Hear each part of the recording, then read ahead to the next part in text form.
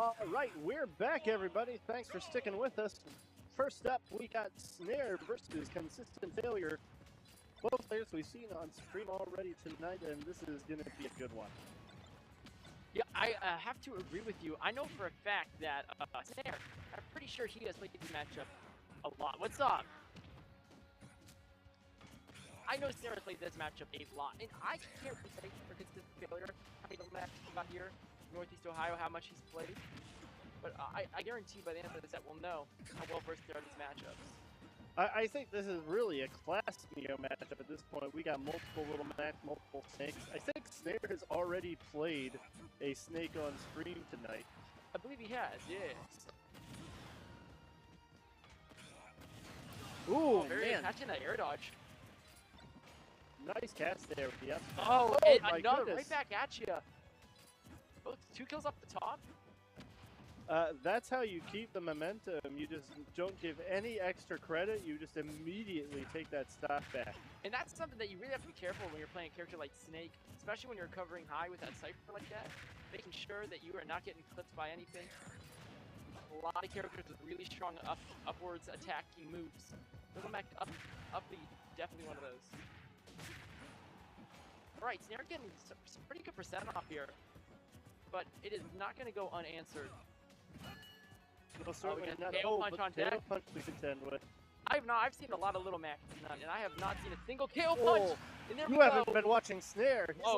He's like 4 for 6 or something with his KO punches tonight. He's been just on top of it.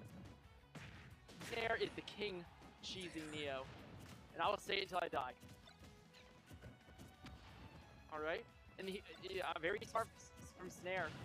I was just about to say, very smart of him. He realized he's got a lead. He realizes that this character against Snake, he doesn't really need to approach too much, especially when he's got a lead. Oh my gosh! The downwards air dodge. That was just a nice little feint with the jump, like just baiting him to drop the Cypher and exactly being there to catch the landing. Really heads up aggression and just what a way to close out game number 1. I 100% agree with you. That's one of those Smash Ultimate Brain Rot moments where if Lil Mac jumps in the air, what do you got to be scared of?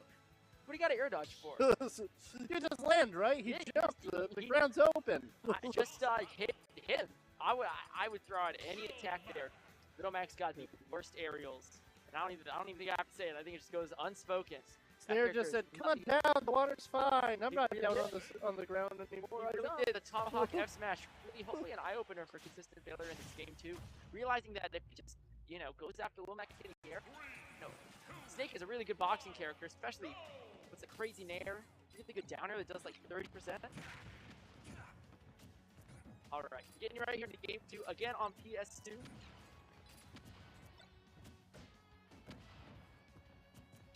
Got here. Good neutral start. I like it, just taking a single hit and retreating. Yep, Snare, all he knows that, I guess a character like Snake, you don't really have to hit Snake as much as other characters to kill him. Not because he's light or anything, because he just blows himself up sometimes. He's going to get that percent for you. And as a character with Little Mac, not great approaching options, just let him rank up his own damage. Well, then he's got to get one good down tilt approaching there. Oh, really good, really good. The tried and true down tilt to side B. Oh my goodness. Into the up B, preserving the KO punch. Such a good mix-up. Pretty consistently, Consistent Failure has been holding out on all those down tilts, and the one time he holds in, Snare is ready to react. That's what sets Snares apart from other Little Macs in this region. Yeah, both Snare and Patchlaw, both really good Little Macs in their own right, but they do have their own distinct style that emerges if you watch closely enough. It is very easy to see who has been playing Smash since the Smash 4 days when you watch Snare's patience here with Little Mac. And there he goes, he just waits it out, up smash. A lesser player would have just let that up smash rip. And this is a tough position to be in as Little Mac. Really, that frame trap, there's nothing you could really do against that. Except maybe throw out a counter. But if there's a way to get out of it, Snare would find it. Good DI there on that. Alright, because this Failure has got to be careful when he goes up there not to get clipped by another one of those. Upbees, Upbees, and there he goes, the up tilt on the up. He gotta hold away from Little Mac on those ones. He will get a follow-up every time, and it will start killing you. Consistent failure manages to Really good sneak in grab that ledge. bear. Oh, that was so smart. I guarantee you Snare was not looking to kill with that KO punch. He just needed to get back on the that stage. was just a super heads-up recovery tactic. And there's the roll payoff. behind F-tilt. Snare's brain. That was like shoot on during a Pikmin to recover. That was like big brain recovery. If the 5-head twitching mote was a Smash player, it would be Snare. And if somebody in the chat wants to make that and put it anywhere, tag me. It's Eerie on Twitter. I would love to see that because this man would look really good with a bloated head. Oh, he really tried to end it all right there. But Snare, he's going to get back to that ledge.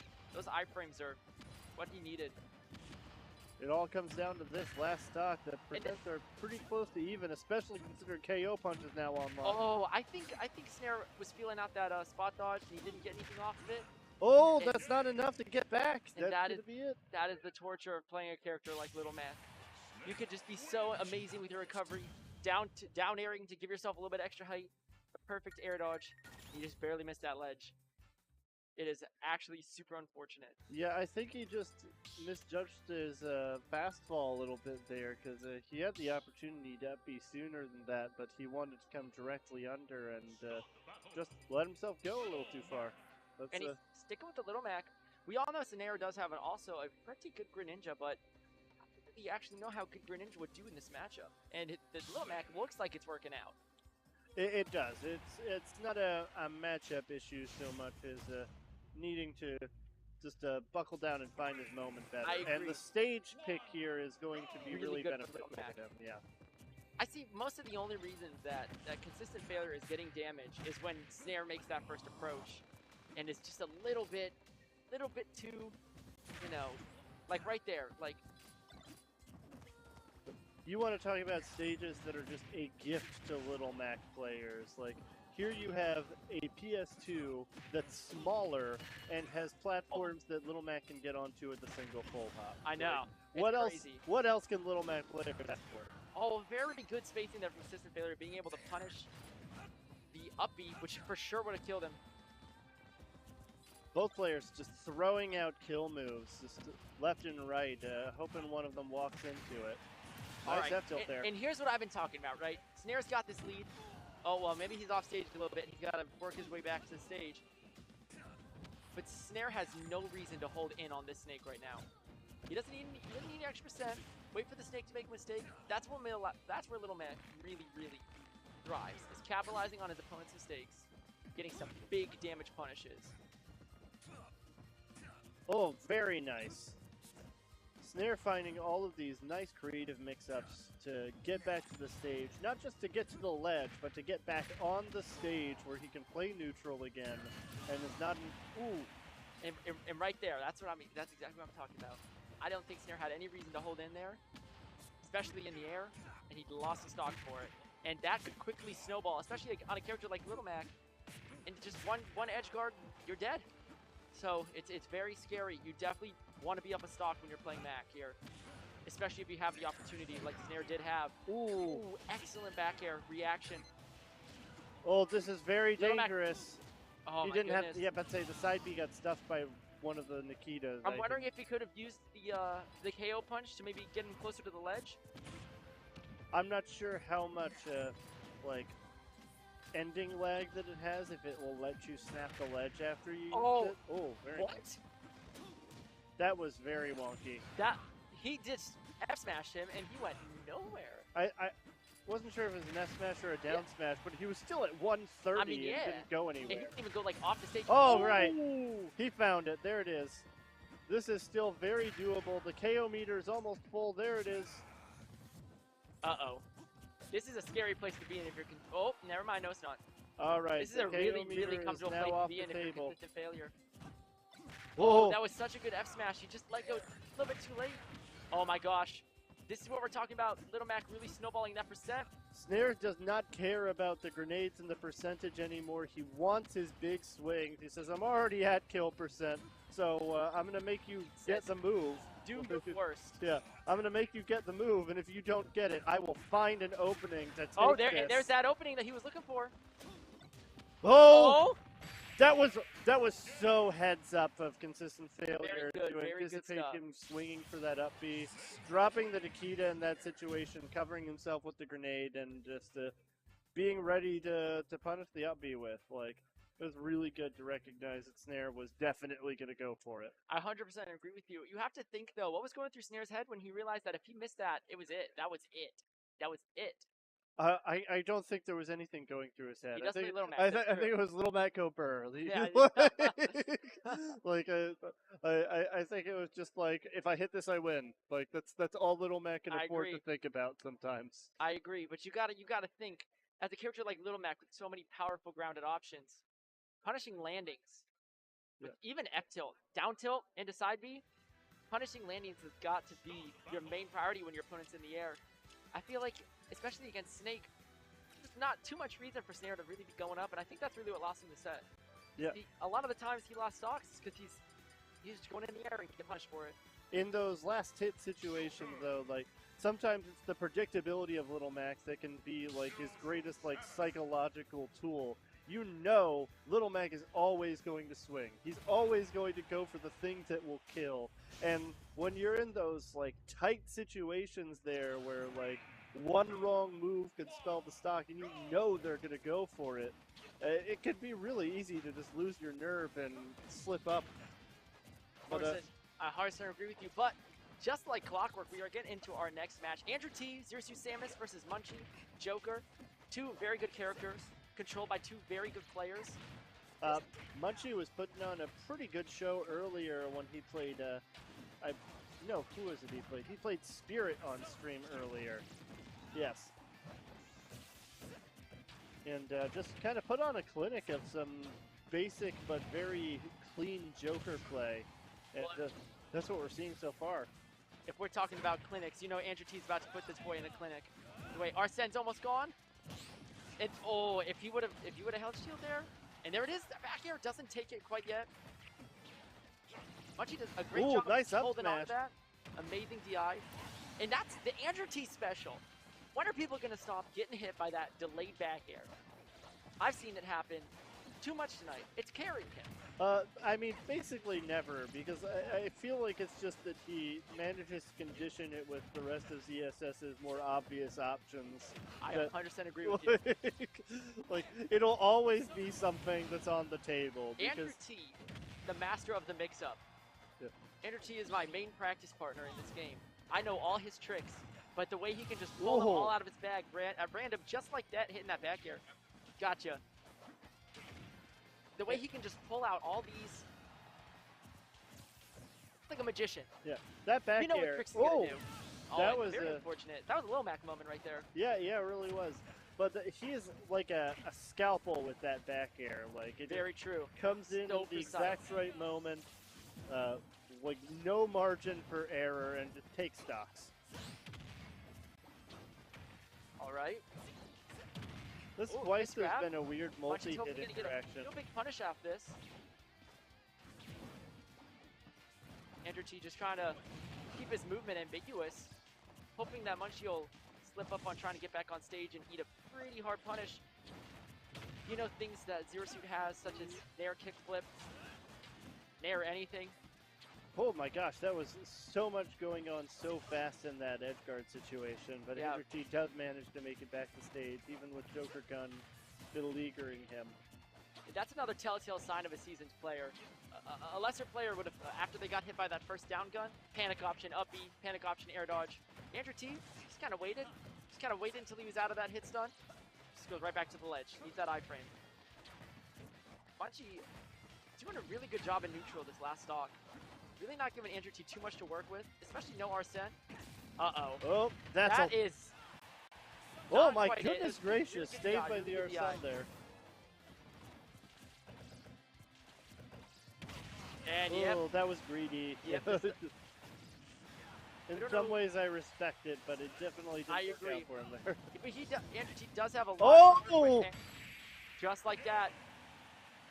So easy. Just hitting that 2-frame on a character like Joker with Arsene. That was really clean. I liked that he didn't panic there and go for any type of spike where he just instead ran off, got under him, and did the boost kick. Like, it would have been really easy seeing someone off the stage where you're in the position above them and go, well, I got to hit him down while they're stunned. Got to hit him down. Nope. But no, he just saw, like, no, it's easier and more consistent. He's at the right percentage. I can just boost kick him. It's fine. Like, there's a lot of things Zerasu could have done to kill Joker off the ledge like that. Yes. I mean, no some jump. people would have gotten decision paralysis there because there were like 6 options that could have ended the stock. But like, Andrew T does the most flashy option he can. That side B off the ledge.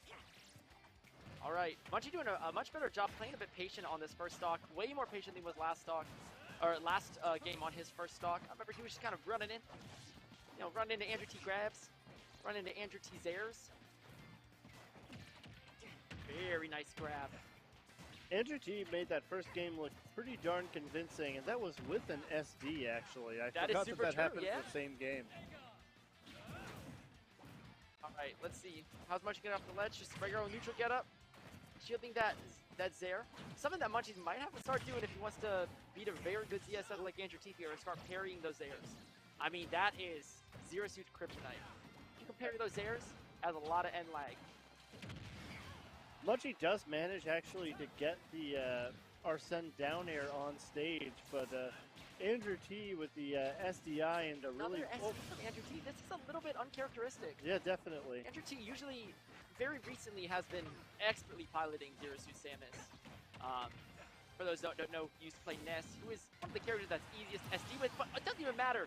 Just gracefully flipping behind that Joker, kicking him right in the face.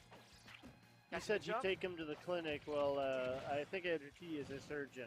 Well, this is more just a clinic. This is an operating room. This is true. This is true, but Andrew's about to get sued for malpractice the way he's messing this guy up in the operating room.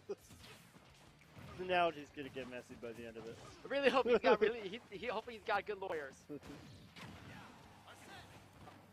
Arsene is out. If I'm Andrew T, I am not gonna be getting hit by any back airs, any down airs on stage, anything that Joker wants, and he's doing a really good job of just kind of... nice icon, though. Oh, that was a ballsy down air. And that's one of the things that Andrew T does really good, is conditioning people to not think he's going for an off. Really good shield there into the short hop back air. I was not expecting that. No, that back air coming, just managing to beat out the paralyzed today. Oh, so by Munchie to not mash out of that. A lot of players they'll see themselves buried, and they'll just immediately, I gotta get out of the ground here. And if you do that against Andrew T while he's on the platform at Pokemon Stadium 2, you are eating a lot of percent or dying. No question about it. Oh, I can't believe that actually. Oh no. This is a really good recovery, Andrew T. Yeah, that was a dicey situation. He really put himself out there in a position for Munchie to have an out. One of the scary things is getting off ledge against Zerasu's side B. It will kill you. It will just kill you. All right, Andrew T has managed to even up the stock count even after his SD. Yeah, even after an SD. If Andrew T wins a set 2-0 with an SD in both games, he's winning the tournament. Yeah, it's just like, on one hand, like, that's really good. On the other hand, it was a bad sign that you SD'd on the other once hand, in both let's games. hope that there's some reflection in between sets. So yeah, it's like, don't do that in the next few sets because they only get harder. Oh, very good spacing from Andrew T for that up air. Just kind of clipping that down gun so he didn't get hit. All right, he's managed to take the percentage lead. I feel like I'm watching Dancing with the Stars the way he is dancing around this Joker. Oh. Ooh. Very good dash back, F-tilt, get him right back off stage, right where he wants him. Oh, he would just let that go 1 frame sooner. If you could just get Arsene in a position where he's not allowed to press buttons, that's just as good as hitting him. Oh my gosh! Yeah, the up air reset on the platform into up smash beat Joker classic. We've seen that so many times from every high level Joker player, and Munchie proving he is among those ranks. Taking the game 2 on Andrew T. Definitely came out of nowhere, and I'm a little surprised that the percentage was there as far as him getting that kill without Arsene on deck. Like, One of those things is he was also at a very high percent though. You got to factor the rage into that. It's not the heaviest character. PS2 not the highest ceiling. It all came together there at the end, and it's possible Andrew T was also just surprised by it, and the DI wasn't quite optimal. But wow, what a steal there! We're getting right back onto PS2 for Game 3. I know that. I just think this should be the only legal stage. I like Pokemon music. All right. Well, you can play all the music on all the stages now, so honestly, that's great. No, you can play all the music on the FD battlefield, small battlefield, and big battlefield. But we only want Cynthia's theme. That's all that matters in this house. Speaking of Cynthia, Andrew T, the champion. I was like, what's this transition? I don't know. I was going to say that Zero Suit looked like Cynthia, and then I looked at the profile, and she does not. So it's like, speaking of blondes, speaking of Cynthia, I'm sure Andrew T likes Garchomp. All right. I mean, Garchomp's really back cool. onto the game. Oh, a very good pivot grab there from Andrew T, catching the landing. Something that, and that is so good. Very Andrew T nice. knew that he was not going to get a kill unless he ran on the other side of Munchie, upbeat towards the right side of the stage. And maybe, I don't know, Munchie might not have been ready for that, but it looked like it was pretty good DI. Yeah. Still doing a good kill. Really good awareness. Is like Munchie was even leaning out of the hit stun there, so he just fell right into the new direction of the boost kick, and that's how you clean up a stock. All right, Munchie on the ledge. What will he do? Just get up. Oh. Very good patience from both players. Oh. And that was a little bit... Patience mixed with not patience. That was a little bit greedy, because even had Andrew T hit that up B, what was going to happen? Yeah, it wasn't going to kill. Oh. Very good forwarder, catching the short hop. I think Andrew T was maybe going for a Zaire there, but catching him out. Andrew T a little late let on go of the that down really smash late. Really good. Awesome reaction time from Andrew T. This man takes the human benchmark test. I bet he gets 1,000,000%. I feel like you need that reaction time to play DSS adequately. Honestly. That is true, yeah. Oh, there's that short hop back here. Ooh, good thing Munchie didn't drift in, because that would have killed. Ooh, great DI. Great DI, Munchie. And Arsene coming up on deck there. That doesn't hurt for sure. All right. Andrew T really wants that hit. This is what Joker does with Arsene. It's a snowball. Oh, that back air. He can throw it out so much, and it's so dangerous. Oh, really good catch. There's not much you can do on the ledge against Zero Suit side B except for just hold on to it and then use her very long end-like to just choose an option and hope she doesn't somehow cover it. Really good F smash from Munchie. Just being like, get out of here, Andrew T. I don't want you on my face. Like using it as a get-off-me option, just raw F smash. It was very nice, and those are the types of big swings that you have to make when you're just barely down a stock and like you want to very suddenly get back in the game. Oh, really good weight there. He knew that the uppie was not going to kill. Oh, very unfortunate running into the Igon there. Oh, Munchie just kind of throwing out a smash attacks. He really needs to take this stock before Arsene goes away. I know that's exactly what's going through his head, and that could be his downfall, is how much he's thinking about that. Oh, the up smash! Oh, once again. Arsene just catches him. Once again, the no Arsene up smash is closing out the stock out of nowhere. Ooh, very nice IHOD. Yeah. Andrew T out of position to be able to get the GIMP. Gotta get that 0.9% with down gun. Alright, Munchie doing a really, really good job of playing neutral this last stock. He is not making any commitments. He's just telling Andrew T, you gotta come to me. Oh, Munchie, no, perfect what good DI. DI. And with Arsene back on deck, this game can go in either direction. Yep, Andrew T could get blown up, but really it only takes one good down smash, one good back air, one good hit Tetracard even. from Andrew T. Oh, he's really... Oh, Andrew T really needs to be waiting on this Arsene. Really has no reason to be approaching right now. All right, Arsene's gone. The big brother's gone. He went I for thought- that he went for that falling up air into up smash again Andrew on T the just platform. waiting to see what Munchie does. Hoping he can on reaction. Oh, punish it, there's the berry, and that is that's gonna definitely the game. F And the smash. bet for Andrew T. Whew. Gosh, my heart rate in that last game.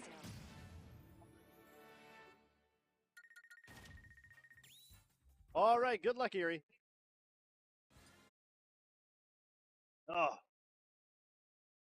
that was super intense. What a game 3. Andrew is a clutch master, and just wow. It looks like, if I'm not mistaken, we're gonna have non and consistent failure coming up to the stream next. That is gonna be a nothing short of electric match.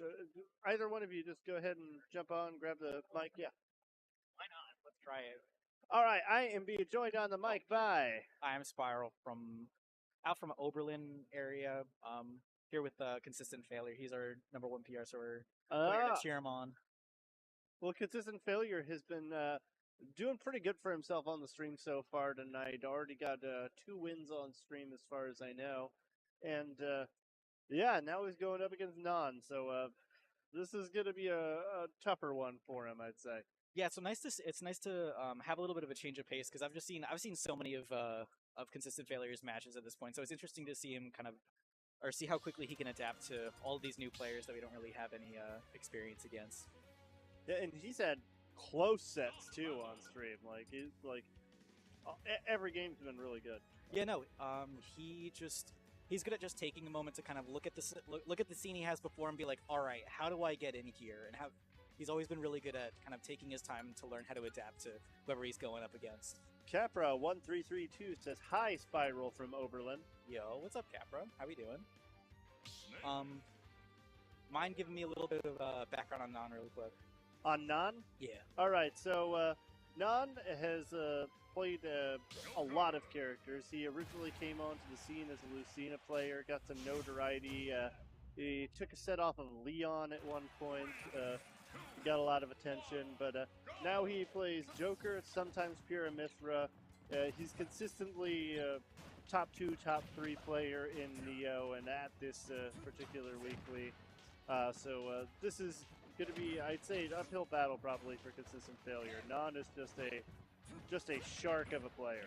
Yeah, it also doesn't help that Snake has some good he can if it really comes down to it, Snake can box if Joker gets too close, but if Non can start reading James or CF's options, if he starts seeing the grenade patterns or anything, it's going to be really easy for him to build up our sense. So James is going to have to be really careful with how he manages to time things because he really can't get too comfortable. Oh, that's unfortunate. And SD right out the gates. Even in the midst of that potential SD, you could see Non was covering all of the potential outs. He was still throwing the back air in between the ledge and stuff. Just on the off chance that you do manage to hit yourself with the C4, I'm gonna end up stage spiking you with this back air. I'm not waiting to see if you make it or not. I'm just covering it. Yeah, no.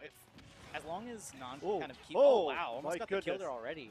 But yeah, no, as long as Non can kind of just keep him somewhat level with the stage when he gets him off, it's going to be basically impossible for him to get back because of how slow Cypher is, because it's he can either hit him with back air, or he can just jump up and down air or something, and there's not much James can really do about it just with But just like that, a minute and a half in, and Non already has Consistent Failure on his last stock, still on his first stock himself.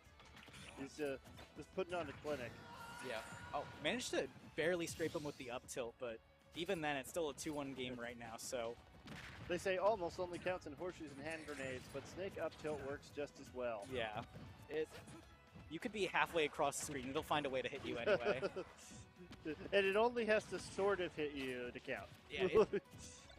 If you're anywhere in the bottom half of the weight classes for the characters, you're gonna die at 80, maybe 90. It's game over. Ridiculously strong, ridiculously huge move. Smash Ultimate really said we learned nothing from Brawl. No, didn't learn anything. It's slightly smaller than Brawl, I'll say that. Just a little bit, but He's managing to hold on, but it's just with the pace that the pace that things are going, I can see he's already trying to go for some more cheeky reads to try and get the quick kills, but he's getting hit more than it's really worth. So manages to hit the up there and bring it back to even stocks now, though nowhere near even percent. That's the thing with, or one thing I've learned watching James play a lot is it just takes a few hits for Snake to really rack up the damage and even things out. Because like even it took a down air in the there grenade, it is, but managed to land the back air. If there's an opening, Non will sniff it out. Yeah. Interesting bit of Smash history for our viewers at home. Snake was infamous in Brawl for having absolutely ginormous hitboxes, and a big portion of why that was is that originally Snake's model in the game was a lot taller than it ended up being in the final game. It was more in line with like his proportions compared to other characters like in his native game. And his model got brought down in line to be like as tall as the other tall characters, but they didn't adjust a lot of his hitboxes. And up tilt in particular is just like the size of the hitbox is in line with the original model that was much bigger and had much longer legs. And so it was just infamously disjointed because they just didn't bother adjusting it at all. And it was just massive, and it looked like he was hitting you with telekinesis. My only question is if Snake was originally supposed to be that big, how is he supposed to hide anywhere when he's like when he's sneaking around? Like in a drop, he's gonna be like a 9-foot tall person trying to hide in a box. Like, what's he gonna do? Yeah, I think it has to do with him being like one of the first characters that they programmed into Brawl, and because they probably realized partway through, like, oh, we made him too tall, adjust it, and they just didn't change the moves. And this was back before we patched things, so. Yeah, at that point it was just, we were just stuck with it. But yeah, coming into game 2, already like 10 seconds in, already starting to build that bit of a damage deficit. Or, never mind, I was looking for 11%.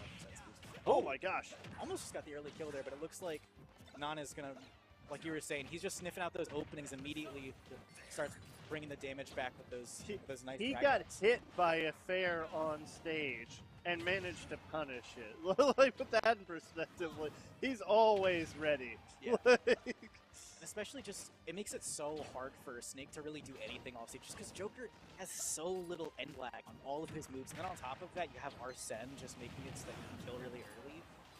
It's insane what this character can do. absolutely. I think a big part of this is Very nice drag down into the up smash. That'll just clean up the first stock. it just feels like there's not a lot that James can really do here. I think a big part of this is just how quickly he can take out Non before he gets this next Arsene. Because I feel like if he starts to really build to, ends up getting the kill there because he doesn't recover. But I was gonna say, I feel like limiting his Arsene use to minimize damage as much as possible is probably gonna be really big. I mean, he did a really good job of stalling out that Arsene, using his Cypher and just not interacting with it whatsoever. It's just, Non just found the KO as soon as Arsene was over. Yeah. Just like, alright, I don't actually need Arsene. I just need you to decide you're going to interact with me. Yeah, he's like, I'm all good on my own. But, yo, what's up? Oh! And just like that, the forward air off stage, like, barely manages to miss the ledge there, and Non finds himself on his last stock. I just realized I have a game to get to. I didn't know I was still in bracket, but for the little bit that I was commentating with you, it was really nice, and hope you have a good night. Have fun, Spiral. What an yeah, absolutely. So, Alright, Arsene is on deck. What he makes of it in these next few seconds is going to be crucial for the direction of this game. yeah, he already has 58% extra credit, which is kind of huge for Snake. Consistent Failure stole so much momentum with that forward air. Yeah. Oh, That fair, not enough to do it, just too far of a distance to cover there, going all the way across the stage. him not knowing where the C4 was. Or, I don't know, I think that's just a reaction. That I need to start doing that more, honestly, where if you just hear it, you just immediately shield. If you hear, like, the C4 get activated. It's definitely not a bad idea to try to instill that habit. I've always thought Joker Snake is an interesting matchup. I've always found it to be super polarizing. Oh! Okay, did not see the C4 that time, I don't think. I'm not sure if it's that he forgot about it or if it's just that he genuinely sort of ran out of options. Yeah. He'd kind of forced him into doing that awkward normal get-up, and I think he was just betting on consistent failure, jumping up and throwing an aerial to cover a jump instead of triggering the C4 to cover the normal get-up, and he lost the 50-50. When it comes down to it, that was just a good ledge trap, I think. Yeah. That's what Snake does. That's what Snake does. Consistent failure, just managing to clutch it out with that fair, just like really turning the momentum of that game 2 on a dime. Yeah. And bringing us to a game 3 when honestly it didn't look like that was a thing going into game 1. Like Nan was just all over him. He's adapted super well, but Nan is also a player capable of mid-set adaptation. Oh so, yeah, no, for sure. This game 3, Also, no guarantee that it's going to look anything like the first 2 games.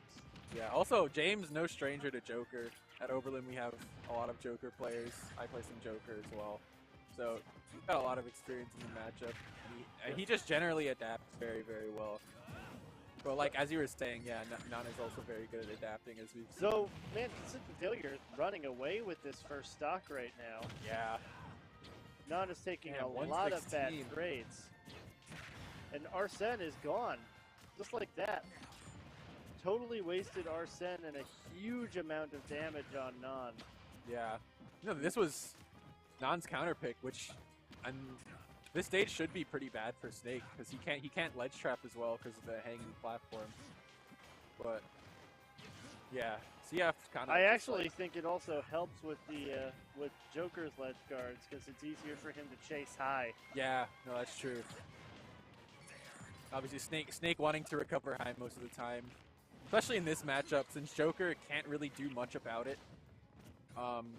Nan doing a really good job of changing the pace of the game here and crawling his way back into it. Oh, Yeah. nice.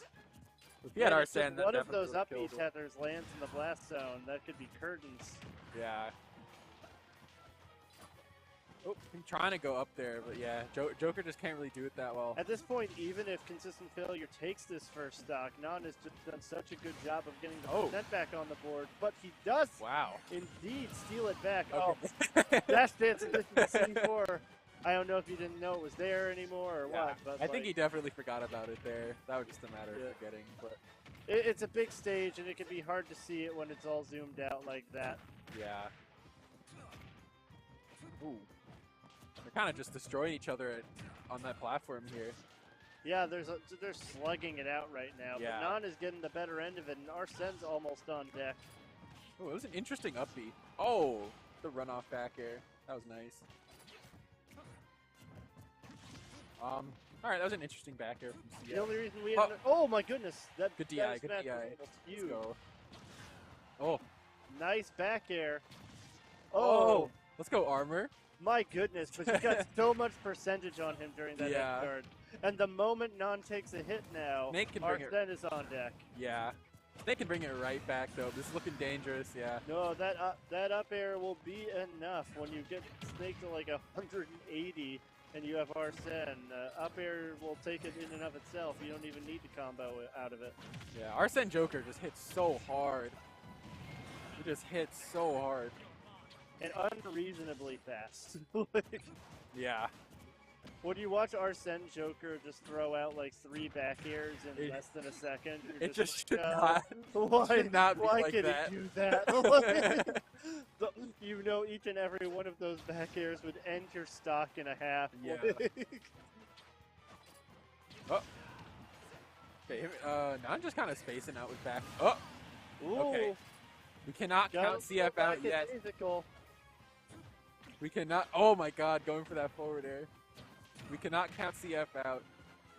Oh yeah, you gotta watch the off stage now. CF understands his outs and can absolutely cheese out an early stock with something like fair. Yeah. Down air also very dangerous. Oh, no. The back air. There's that quick back air we were talking He about. managed to sneak it in there, and Yeah. there was no denying that Arsene back air at 143 on the ledge was going to do it. No way that's not killing. Sometimes you see that zoom in animation and you go, "Is this going to do it?" Yeah. But, other No times, need for that with other Joker. times you see it and you're like, "Oh, this is going to do it." Yeah.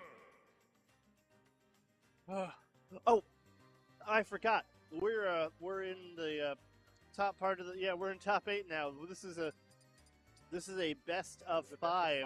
So the set is not over.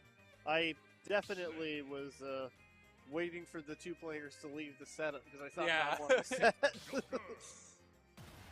All right, we got potentially one more game. I'm hoping for 2. Game 5 would be nice, but you know James is my boy, so I gotta root for him. But okay, naring the grenade. Oh, He got that run What's off the move there down that he here? was going for so many times in the last stock in game number 3. yeah. It was an interesting back air from Don. Oh, very nice fair. He's got Arsene though. This is scary.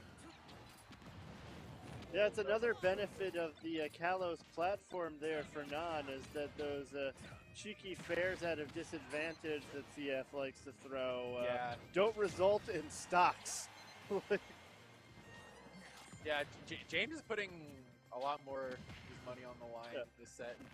Because he just realizes how dangerous Joker can be if he lets him live. So I think he's just taking a lot more gambles.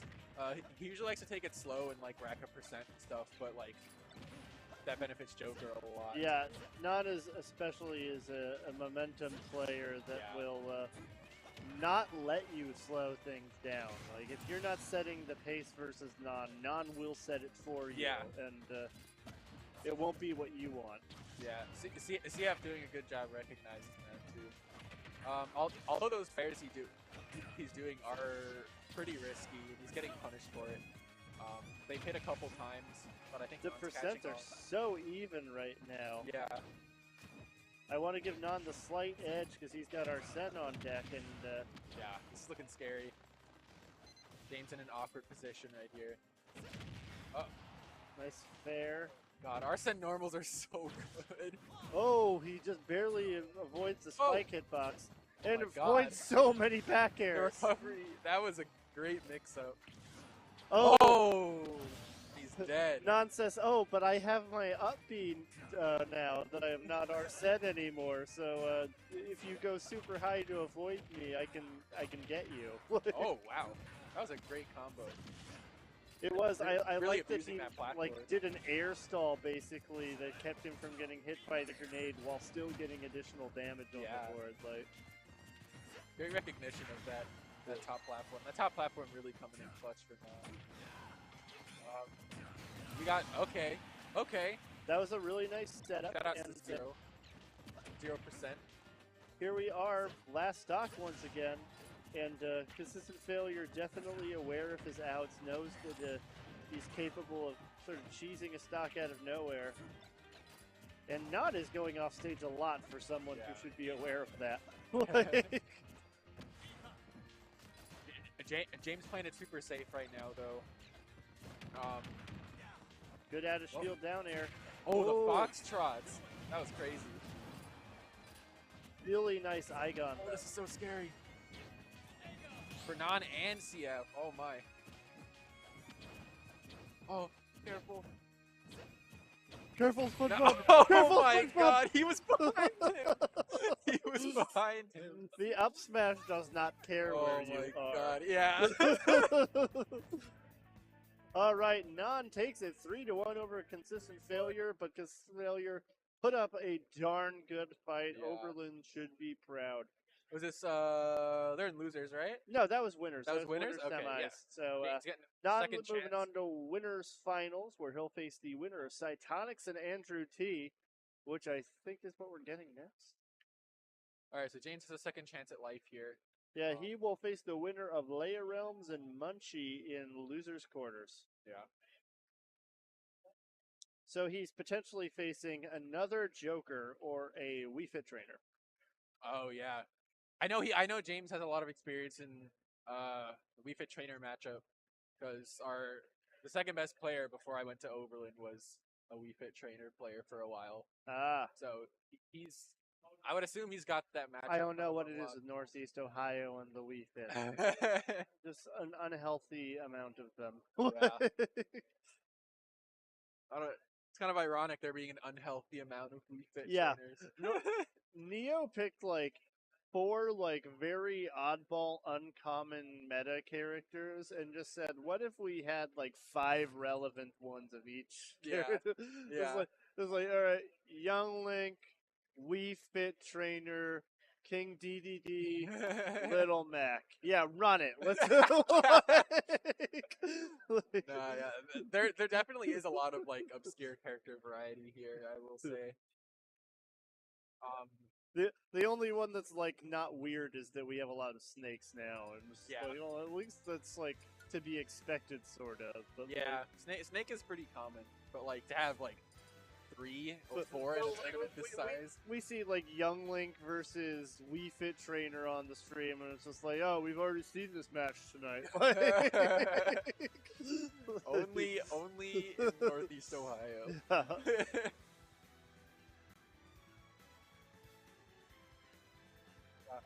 And It's like, man, this is the third Ken versus DDD tonight. nowhere else. Damn, it's been a while since I've seen a Ken player. Honestly, I mean that's also because this is my first tournament since quarantine started. Wow. New York tournaments kind of like died out for a little bit. Oh yeah, you from New York? Yeah, I'm from the city. Yeah, they kind of died out for a little bit, and then I went to college, so. Well, welcome back to the scene. Yeah, you this is picked a great good one. Oh, a little trade. The trade Hadouken is pretty funny. This is an absolute slugfest of a winner semis here. Both of these players are consistent toppers. Both have won Smash Parmesans in the past. Yeah.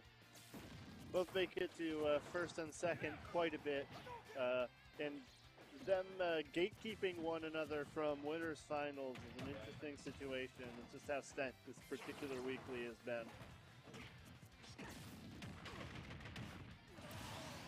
All right, Andrew T taking the early advantage, though. Yeah.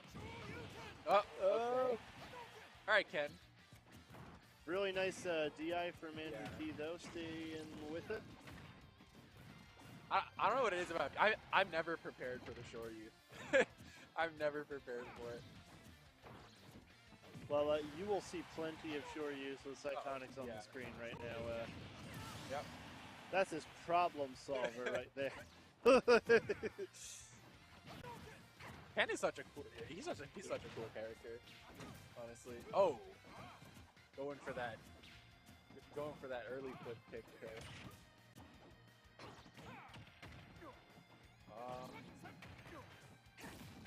Oh. Okay, nice. Shoryu, the DP. The DP just functions the same way in this game as it does.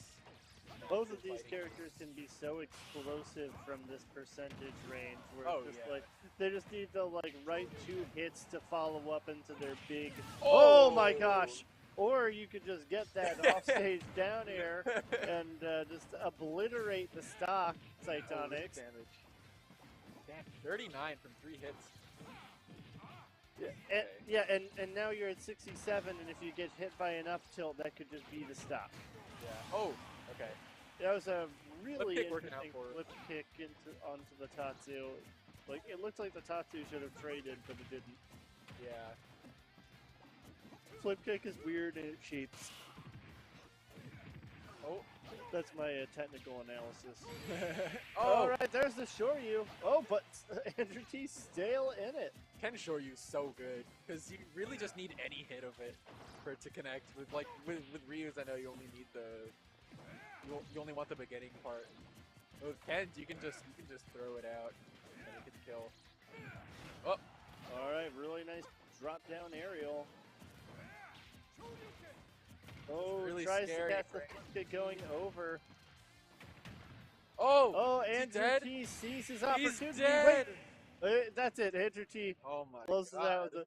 I don't think he had to go down there to get that kill, and Yeah, I he thought really for a didn't. second that he got reversed for doing it. Yeah. Yeah, he definitely didn't. He just wanted to go down there for good measure. It would have been a little funny, honestly, if he had gotten spiked. If he just got down there. Saitonis is like, oh, thank you. Yeah, he went down there for that first down there though. Okay, already getting That's definitely combo the started. quality that players like Andrew T and Non exhibit that consistently keeps them in the top here. Is that when they see a win con, they just go for it. Like they do not hesitate to say like, oh, this like tiny little thing is my opening where I can just win. I'm going to execute it. Like, yeah, no. Once these top players in these tournaments, you know, once they're in, they're in. They definitely know their stuff.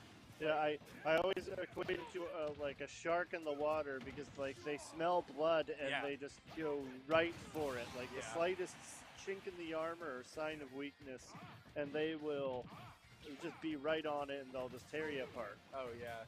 Oh, going for the reverse downer. Man, his Soryu DI is so good. I know.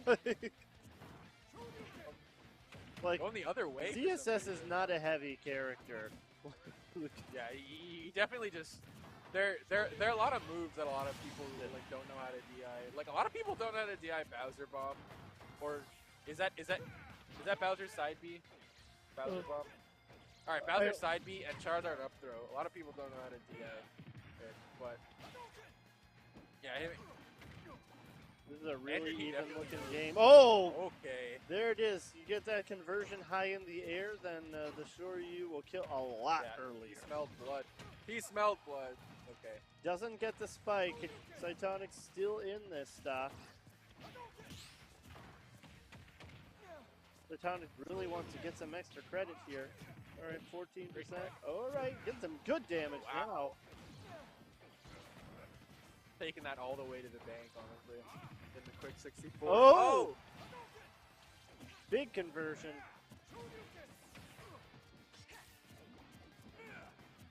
It was a slightly sus Shoryu there because we know. Oh yeah, I gotta watch the break. Field a Skittle. Really wants to short. Wow, he's dead. Yeah, that's why you have to be careful just throwing it out. I'm not sure how much I liked that because at 87%, you already know that Andrew T is going to survive it. His Soryu DI is on point. He survived. Oh wow! Yeah. Shoryu's at 100. Like, I just don't see the benefit of throwing raw Shoryu when he's only at 70. That was a good read on the roll, though, and that's going to take game number 2. Bowser Bomb is down B according to chat. Oh, okay. Yeah, I don't know. I don't know what his side B is called, but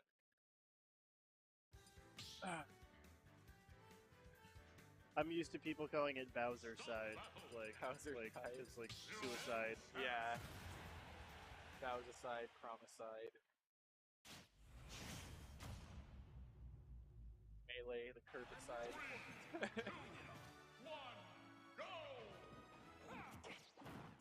All right, here we are, game number 3. This is a best of 5, so this is not the last game. I made that mistake last set. Oh, you almost got that second back there. You would have been dead, I think. Really clutch Tatsu there, keeping him in the stock. Yeah. Giving him a chance to retaliate here. Definitely knowing that second back here.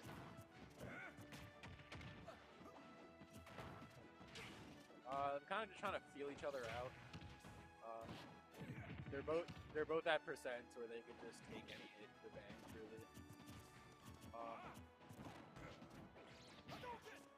Yeah. He's spacing very well with Shoryu. That was really good recognition if you wanted that drop. These guys have like slowed down the stock dramatically, actually. Like, yeah. with two not as players explosive this as- explosive, it's rare to see a minute go by without a stock Yeah. being taken. Honestly, yeah, you gotta change up the pace sometimes. See what works. Okay. Ooh, and that is a good The way to Mahe. change the pace. He found his opening and was decisive with it. Yeah.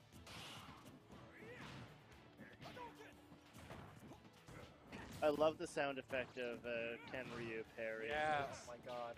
I wish so every character had that. satisfying. Ooh, this is That's damage. good damage.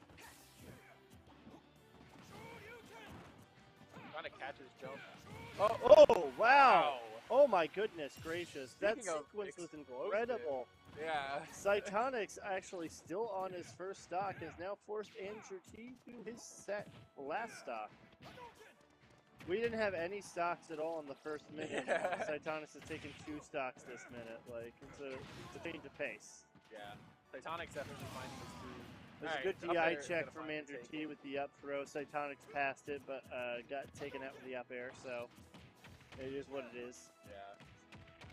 Ooh, good dash in. Oh, Some interesting little resets with the jab. if he'd gotten that up air, I would have been very close to that. Good use of the focus attack. Yeah. Getting some free damage there with the Tatsu. Yeah. It was very brave to get up into the Ken down tilt the way that he did, just swinging. I don't know if he wanted Tatsu there. I think he might have wanted Shoryu just for damage, but... Oh! Yeah, he's getting Oh these... my goodness! Yeah, dude.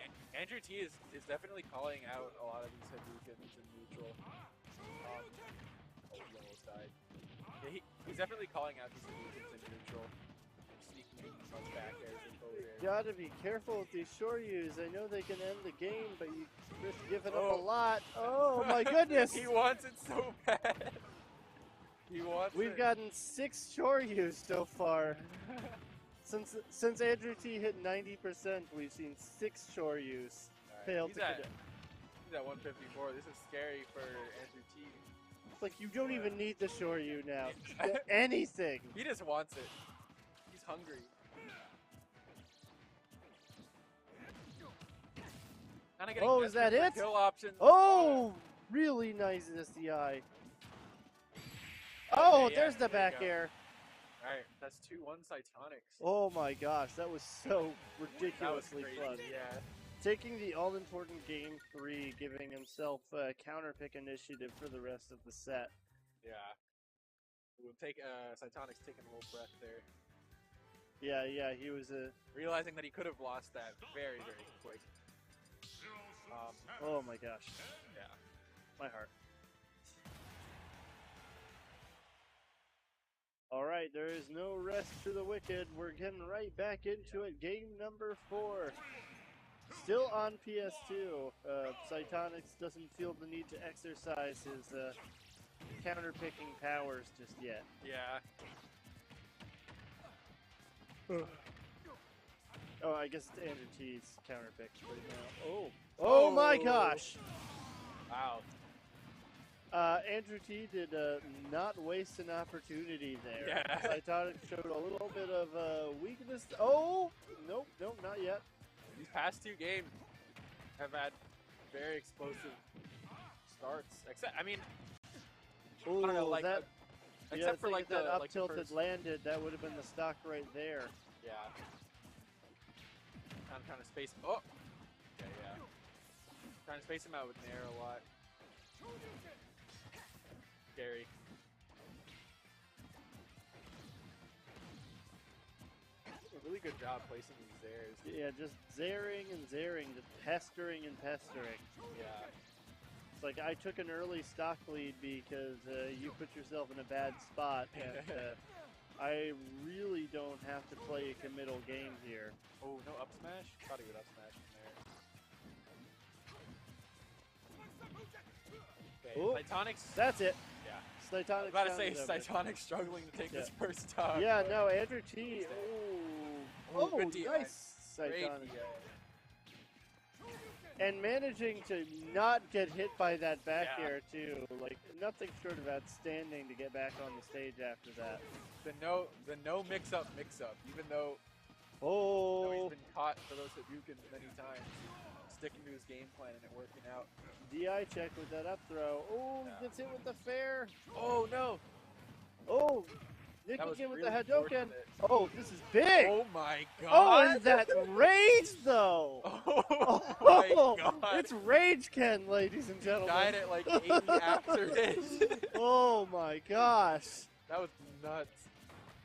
That was That's actually all nuts. it takes. This is totally even game 4 now. Yeah. That basically Great SD that Cytonics had just disappeared. Oh, dangerous, dangerous. Okay, he made it back. Down tilt.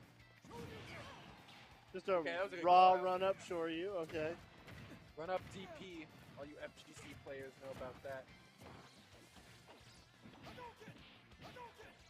That's a really good call out there, actually. Yeah.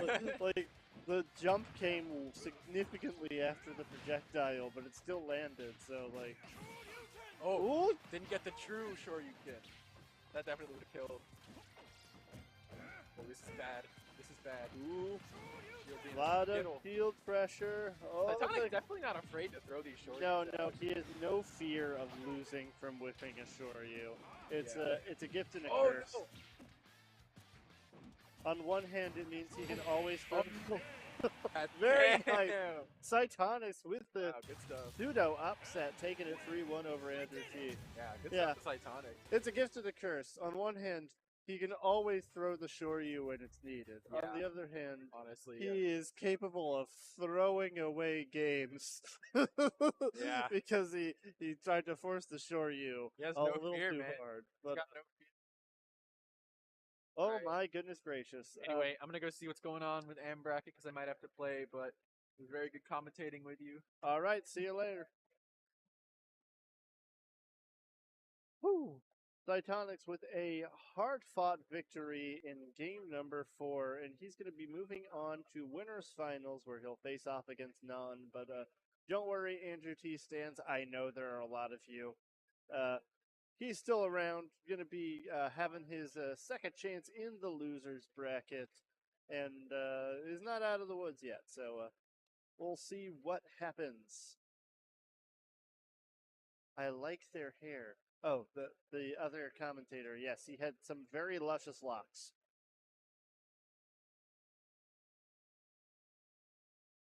Ooh, Mario Week's coming up. Because, March 10th, Mario. Yeah, you get it. 1Life2Play's got a lot going on that week, so go ahead and check out that event schedule there on the upper right corner of the screen.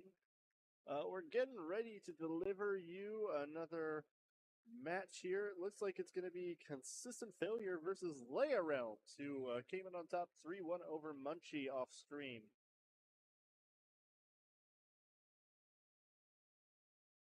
So this is going to be a good one. Looks like we're going to have Snake versus Wii Fit, I believe, unless Leia Realms is going to surprise me.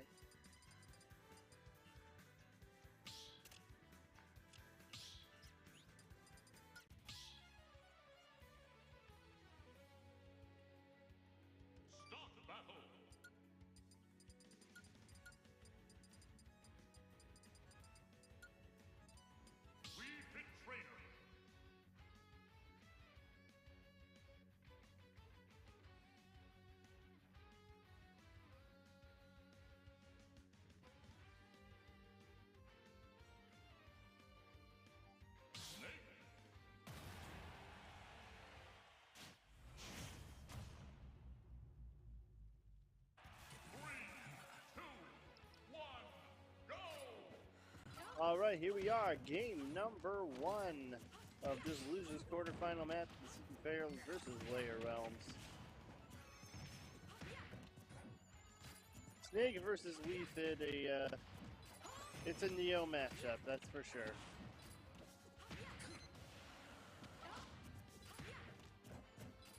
Layer Realm's getting these volleyball snipes going, getting the better end of most of these projectile trades so far. Consistent Failure working on finding his momentum here, getting into a groove. It's definitely an awkward character to adjust to.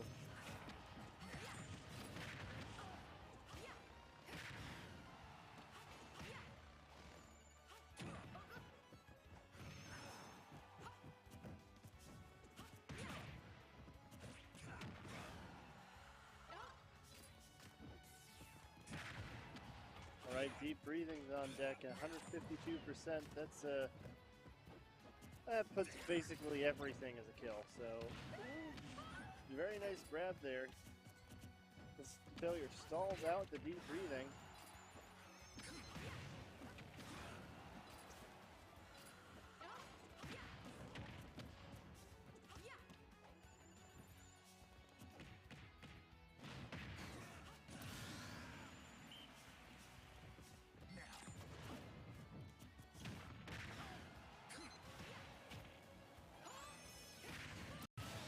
Alright, and just like that, Consistent Failure manages to find the stock and totally even this game up.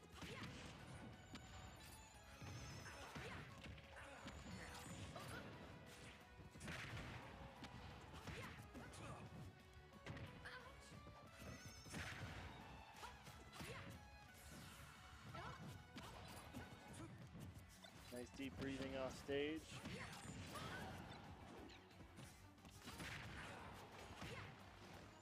Damage from that aerial.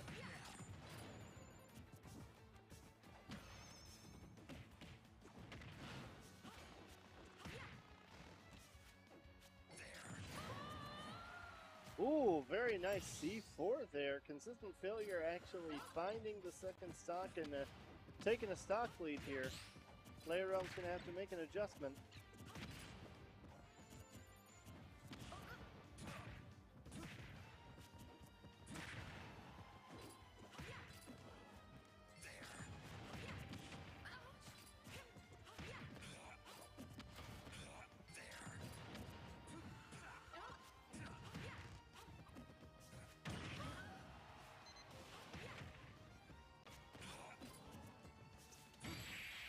Ooh, there it is. He catches the roll with the up tilt. Consistent Failure really solidifying it towards the end of that game one. Layer Realm's going to have to make some major adjustments.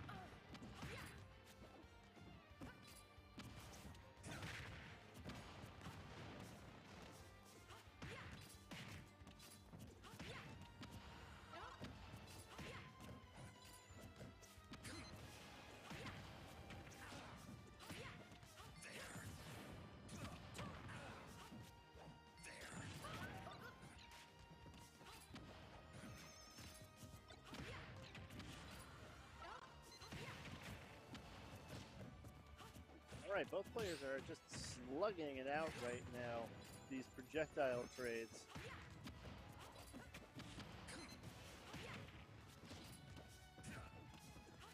Who's going to lean in to make the big play first? Failure putting the pressure on.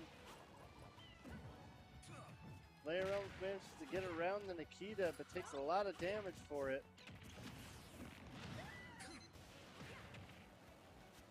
Can't get in and stay in to make the deep breathing count. Oh! That was not a good exchange for Layer Realms there. Some Failure taking the first stock.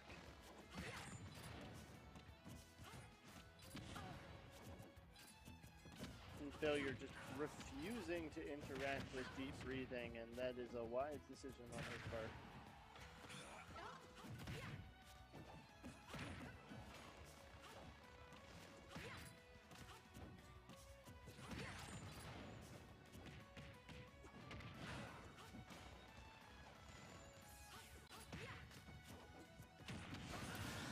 Ooh, back air trades the grenade.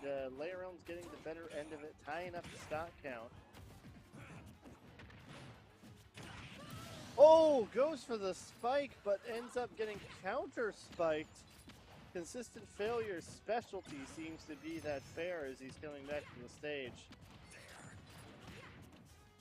Comes out so deceptively fast.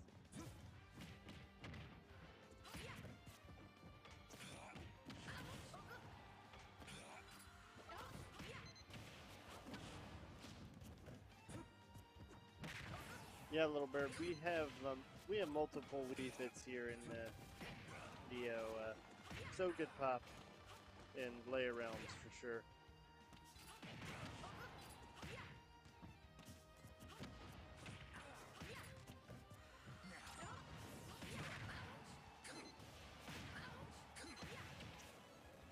Consistent Failure really nailing these Nikitas right now.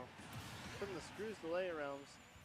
Does manage to even up the stock count. Both players last stock now, but Layer Realms has had consistent trouble closing the gap in percentage.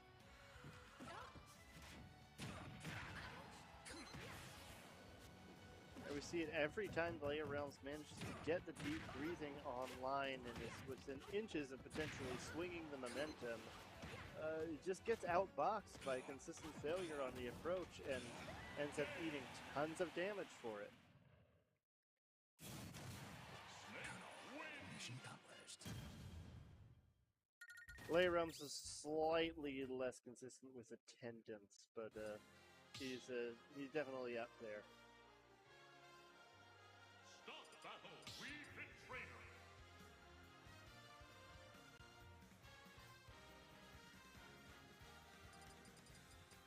Snake.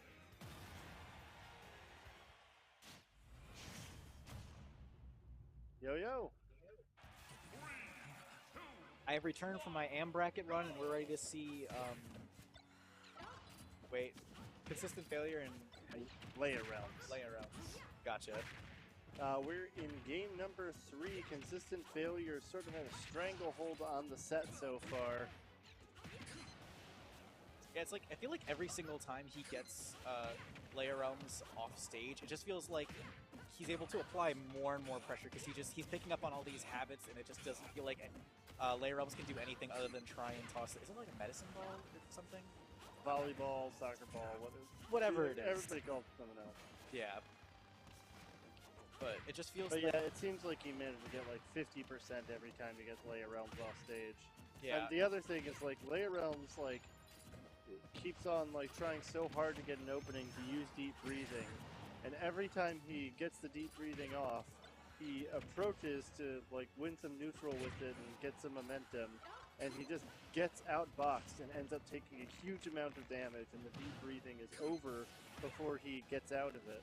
Yeah, Like, he has not, like, once in the set so far, managed to get a good, solid, like, sequence in with deep breathing on deck. Like, yeah, no, it's been really apparent. It just feels like even, I mean, granted it's not as apparent now, but I felt like earlier when you were starting to talk about that, you just saw him trying to hit with the volleyball or whatever from across stage. Like, he wasn't even willing to approach, which is very different from the beginning of the set, where he was trying to run him down and try and prevent him from throwing nades and everything, but he was just getting blown up every time he did. So now it's like, he can't win if he approaches, and he can't win if he stays away, so it's like, what does he do here?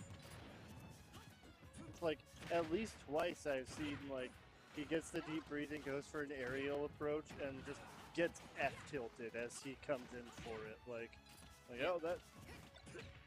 No plan survives first contact with the enemy, I guess. Like, Yeah, like even here, like James was able to just kind of wait it out at the top of the blast zone, and even when he did manage to get in, James was able to use down tilt, hitbox, or like the hitbox shift on down tilt and stuff to just avoid any damage that was kind of coming in. So he actually is taking there it the is lead here.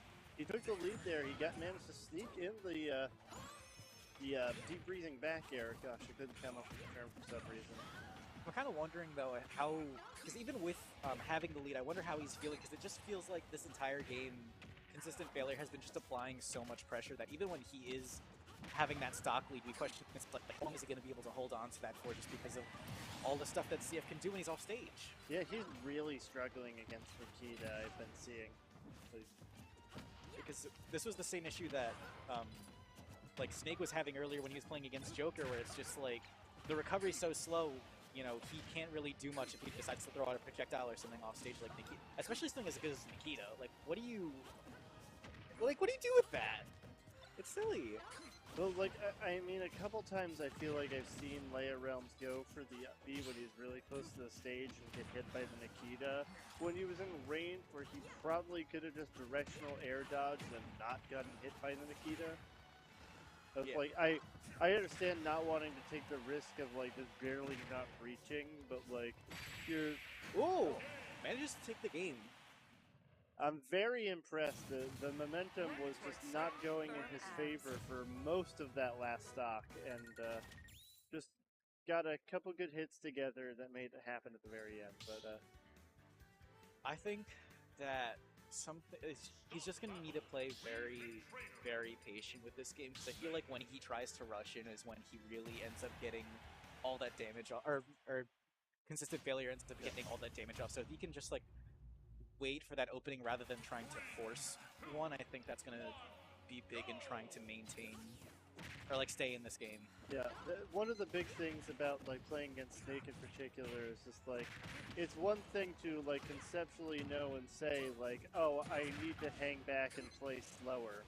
But unless you know how to play slower against Snake, he can make it very difficult for you to do that, just pestering you with grenades. And if you don't really get the rhythm of what you're supposed to do to respond and keep him out and not get blown up constantly, then he can punish you for doing the thing that you're supposed to do.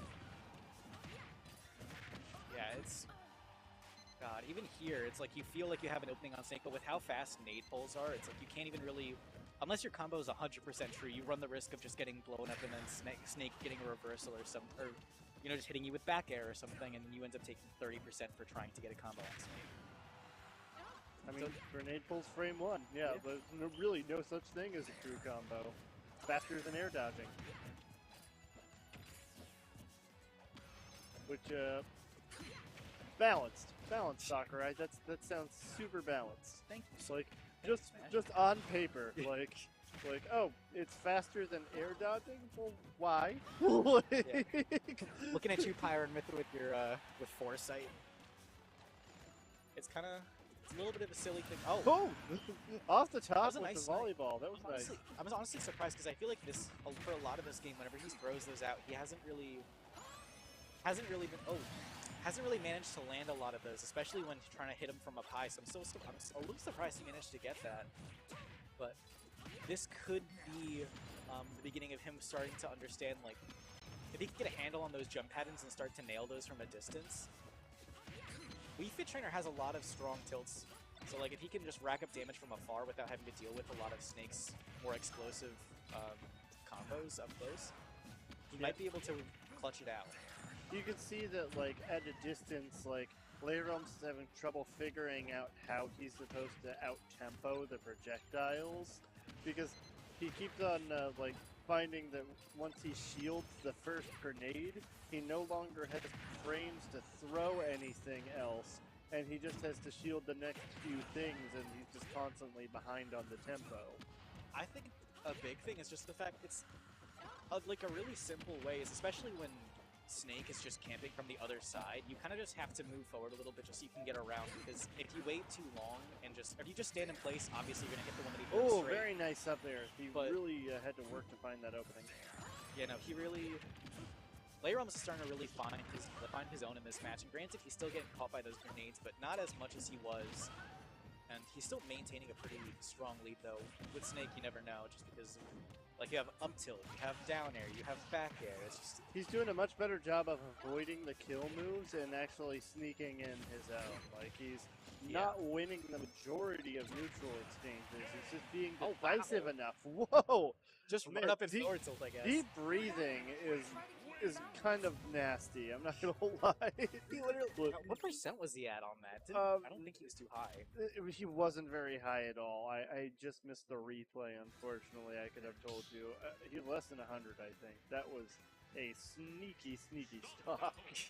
It kind of felt like what we were talking about earlier, where he's kind of finally figuring out, okay, this is how I kind of work around grenades, and this is how I kind of, even though I can't directly keep up with the pace that they're coming at, this is how I kind of get through them. So I think that if James doesn't adapt and kind of change up his timing with his projectile throws and whatnot, he's not going to be able to hold on to this set. 3, 2, 1. Guess we'll just have to wait and see.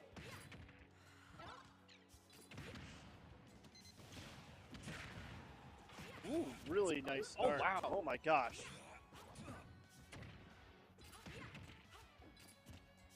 Kind of risky with that up B. I feel like that's another situation where it's like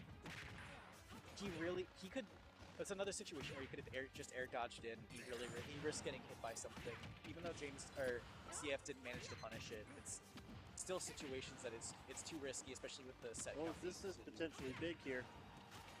Yeah, he just can't seem to get down.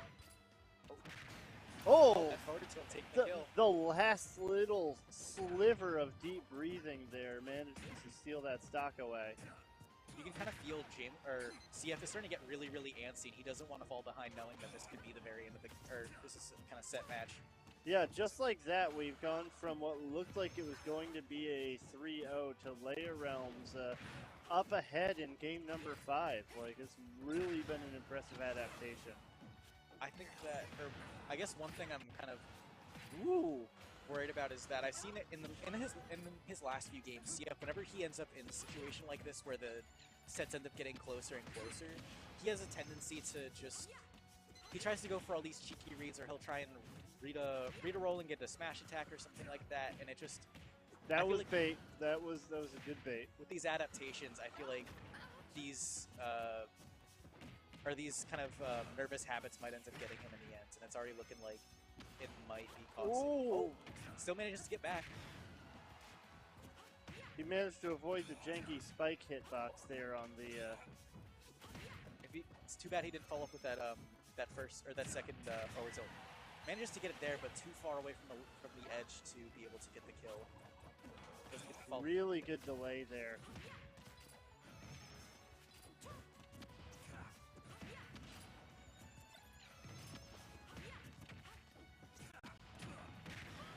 F-tilt's still not enough yet.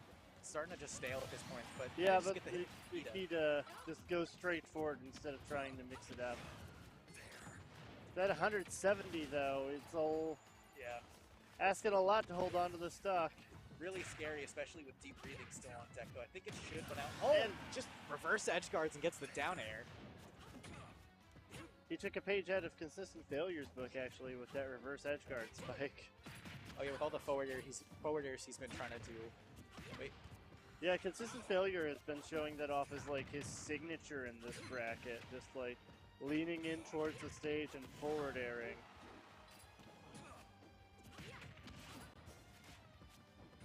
Good to remember, Leia Realms is still only on the second stock, and Consistent Failure is on their last stock, potentially of their whole tournament. Snake is pretty heavy, so even with deep breathing, he might be able to hold on for a little bit longer, though this could be it right here, if he's not careful. If that back air had been like a frame later, that would have probably been game. Oh yeah, definitely, especially because deep breathing anything is just scary. Like, what do you, nice tech. Manages to get back, but does not get the punish on the, oh, very nice dash dance into the F-tilt. Reverse 3 on Leia Realms. Wow. Very good play. Keep those boots tucked in. That's a 10 set.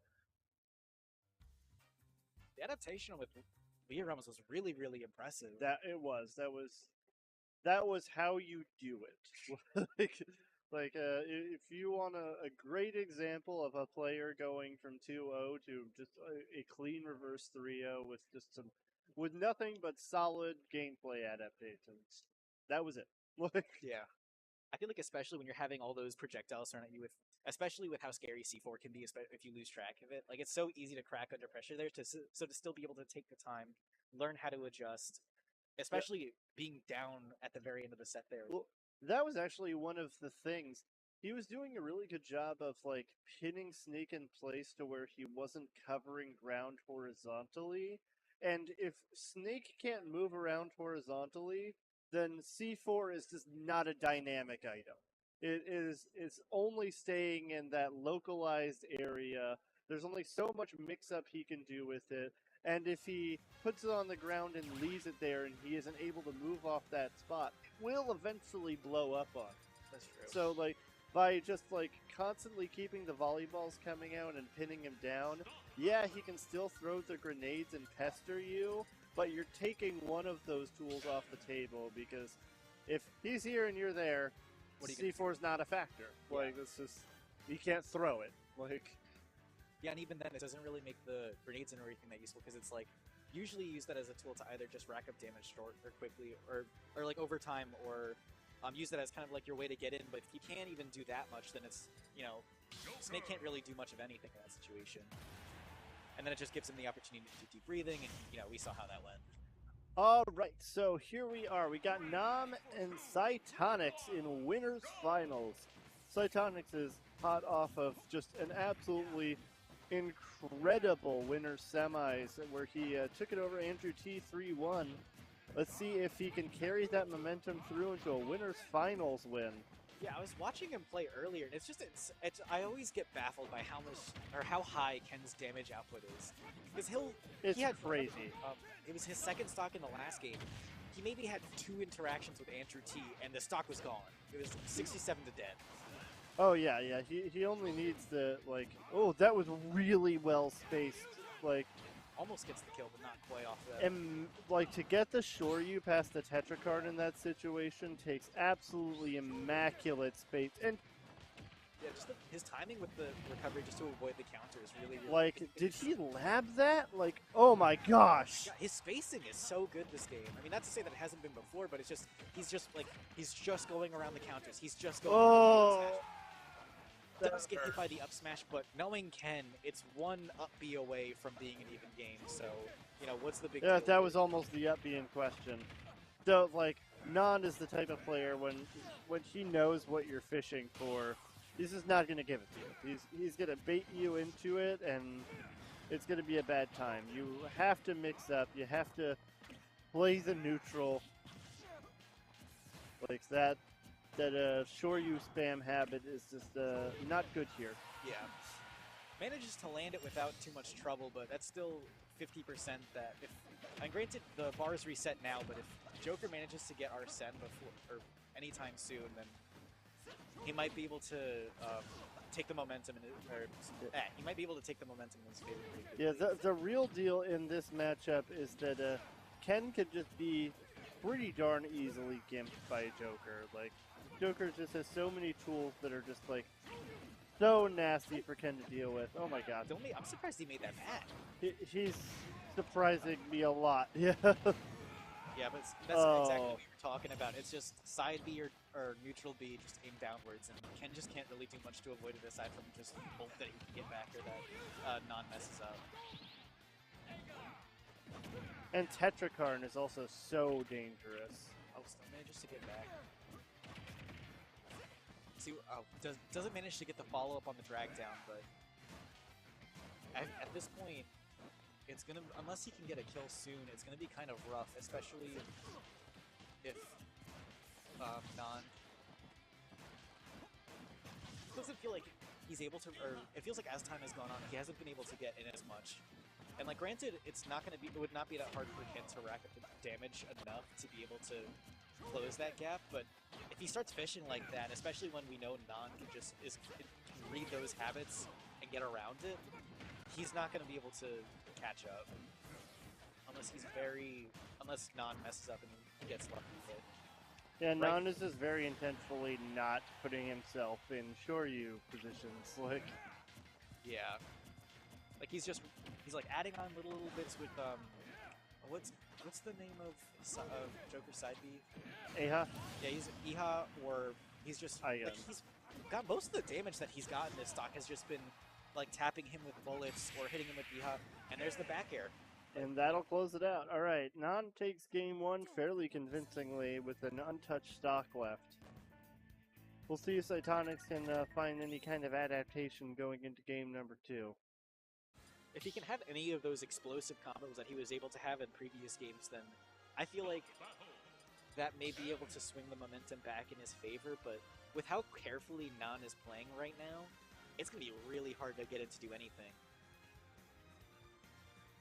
Yeah, like some players you can get by, like so to speak, choosing rock just multiple times in a row, like, and they'll like, he won't pick rock again, and you get him. Not really one of those players. Like when he knows that you're gonna pick rock, he just trusts you to pick rock, and he picks paper. Yeah. Like He's just really good at picking up on those habits. and when it's something so transparent, like you're fishing for Shoryu, it's just like, okay, like that's your rock. I'm gonna always pick paper. I just know you're fishing for Shoryu, and as long as you don't deviate from that, but I'm feeling pretty good. Like One thing you can already see here, though, is that to avoid Cytonix is it looks like he's already playing a lot more careful. Like when he's doing his dash ups and everything, he's just trying to be very aware of where the projectiles are at any given moment, especially Iha, just because of how much it's Oh been my rapid gosh. over time. But it already, it still managed Really to well get timed. damage on that. But it just feels like he's a lot more careful. good trade. Oh, And there's the back air. Not quite, enough. but Gosh. it will not be hard, especially with kill power Ken has. It's not going to be hard to close this out. There we go. And the up smash takes it. And there it is. Cytonix takes the first stock of game number two. Okay, 36.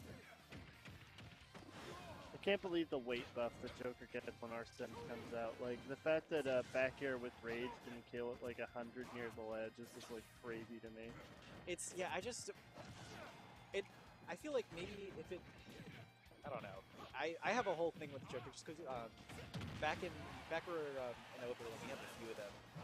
So I have a good bit of experience against Joker. I think Joker is a little overtuned in general, but in particular the weight buff that he gets off of Arsene, like Yeah, allowing it's a allows little him bit to crazy. survive things that are just like ridiculous. Like Yeah, just like a character with that speed and frame data should not be allowed to live Ken back air on the ledge at 100 with Rage.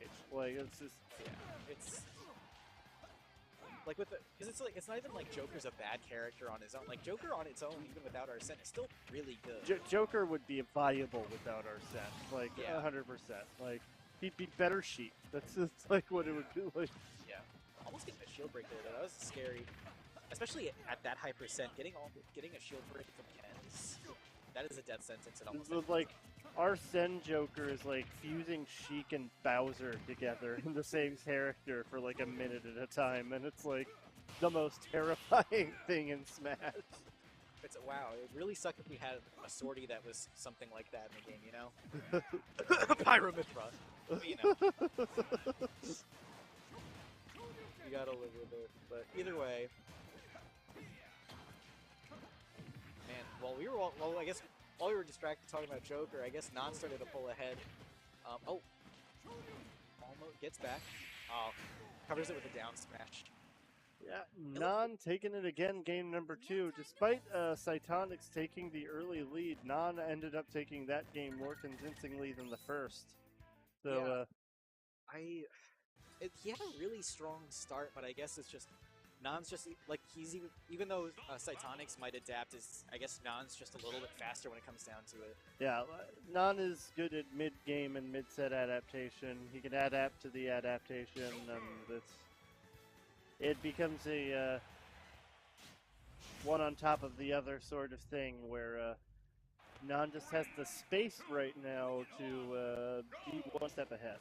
Yeah, and it doesn't help. I feel like especially towards the end there, it kind of just felt like, at first, he was definitely willing to play more patient, but as he fell behind, Cytonix kind of just fell into those old habits of being like, okay, I'm going to fish for a B here to get the kill so I can catch up, or anything else. And it kind of just felt like you could feel the desperation in trying to keep up with Non towards the end of that set. And while it's fairly even to start, you just gotta hope that, you know, it doesn't rear its ugly, or those habits don't rear the ugly head again. He doesn't fall too far behind. Almost gets the kill off of that. But see, again, he's just trying to fish for that up B when he really needs to slow things down. Because Non has shown he will read you. If you're not careful, he will read you. Oh, let me just make the parry, but no follow. Oh, another parry. Very nice. Unfortunately, doesn't quite get the kill yet. Nice DI. Oh, this is a really good DI on that. But oh, almost kills. Good aerial. He's holding on really well. Oh. Okay. That was really weird. He, despite having auto turnaround, managed to swing the wrong way. All right, there it is. Gets that up B, but oh yeah. Jab reset will, oh, not quite. Not enough to do it on its own anyway. It still manages to, That's not how I expected that stock to go. yeah, I was gonna say, he's just been so careful up until this point, just to do out of shield up smash kind of feels a little bit strange. Oh wow, 35%! Oh, there's just those two hits. We stay while watching Joker.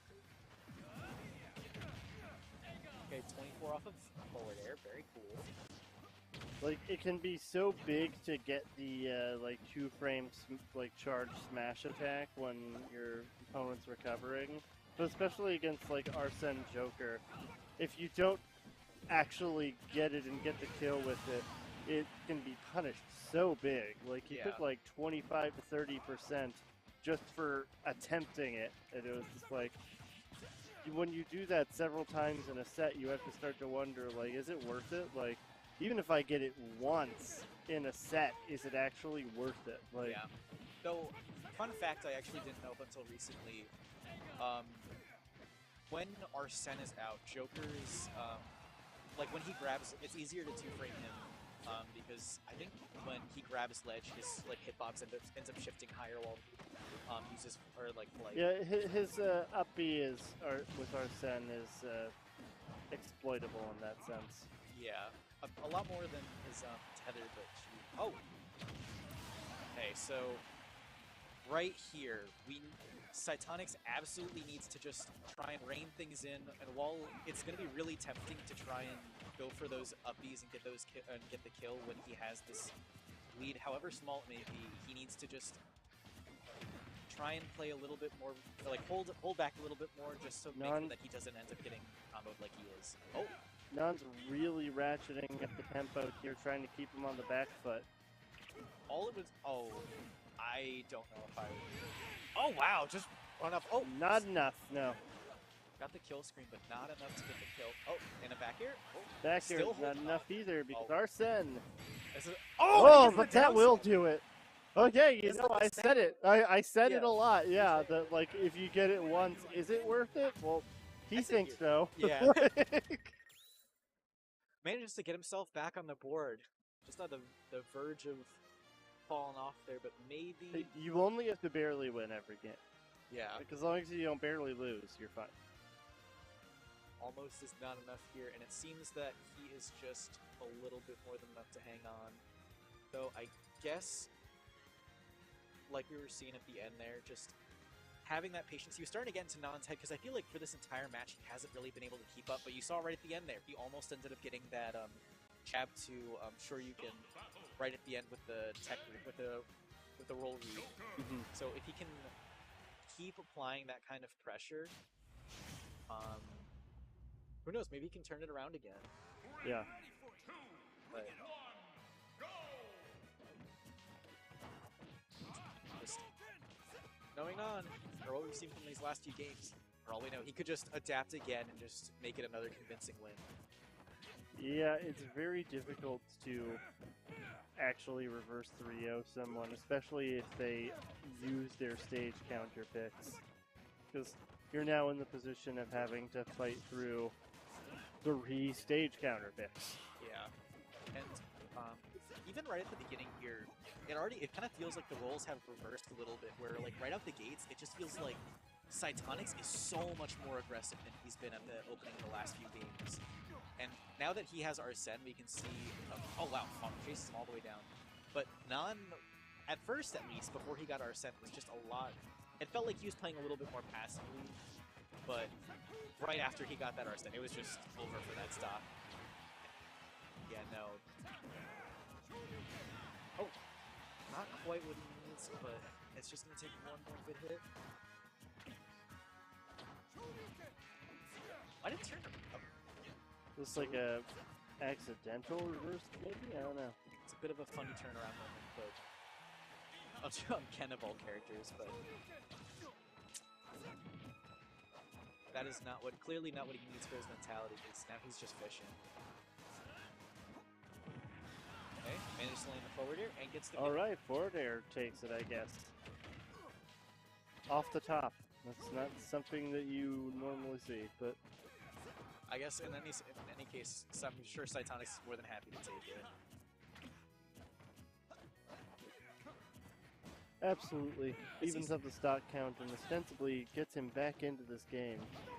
One thing that I'm noticing though is that he's kind of picked up on the fact that even though he got the kill on the last stock from down smashing like that, it seems that he's at ledge. He knows like, okay, Joker can just forward air me and end up racking up a good 30% or maybe even reversing on me. So I've seen it like last few times he's run up. Oh, very nice. He just ends up shielding and almost gets the kill. It's the number of times we've seen the kill screen or the kill sparks for Shoryu only for it not to kill these last few matches is kind of nuts. I feel like every other time he lands it, we get it, but it just doesn't manage to kill. All right, there it is. The Shoryu that puts him in the lead in game number 4. Though this could just be F. Yeah, I was gonna say. Hey, that's extra credit. Hey, 5%. That could be a huge 5%. We never know.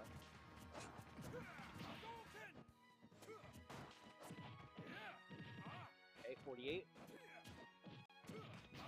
Managed to get 67. But this could be the turnaround right here. Oh, almost just gets the down air there and just kills.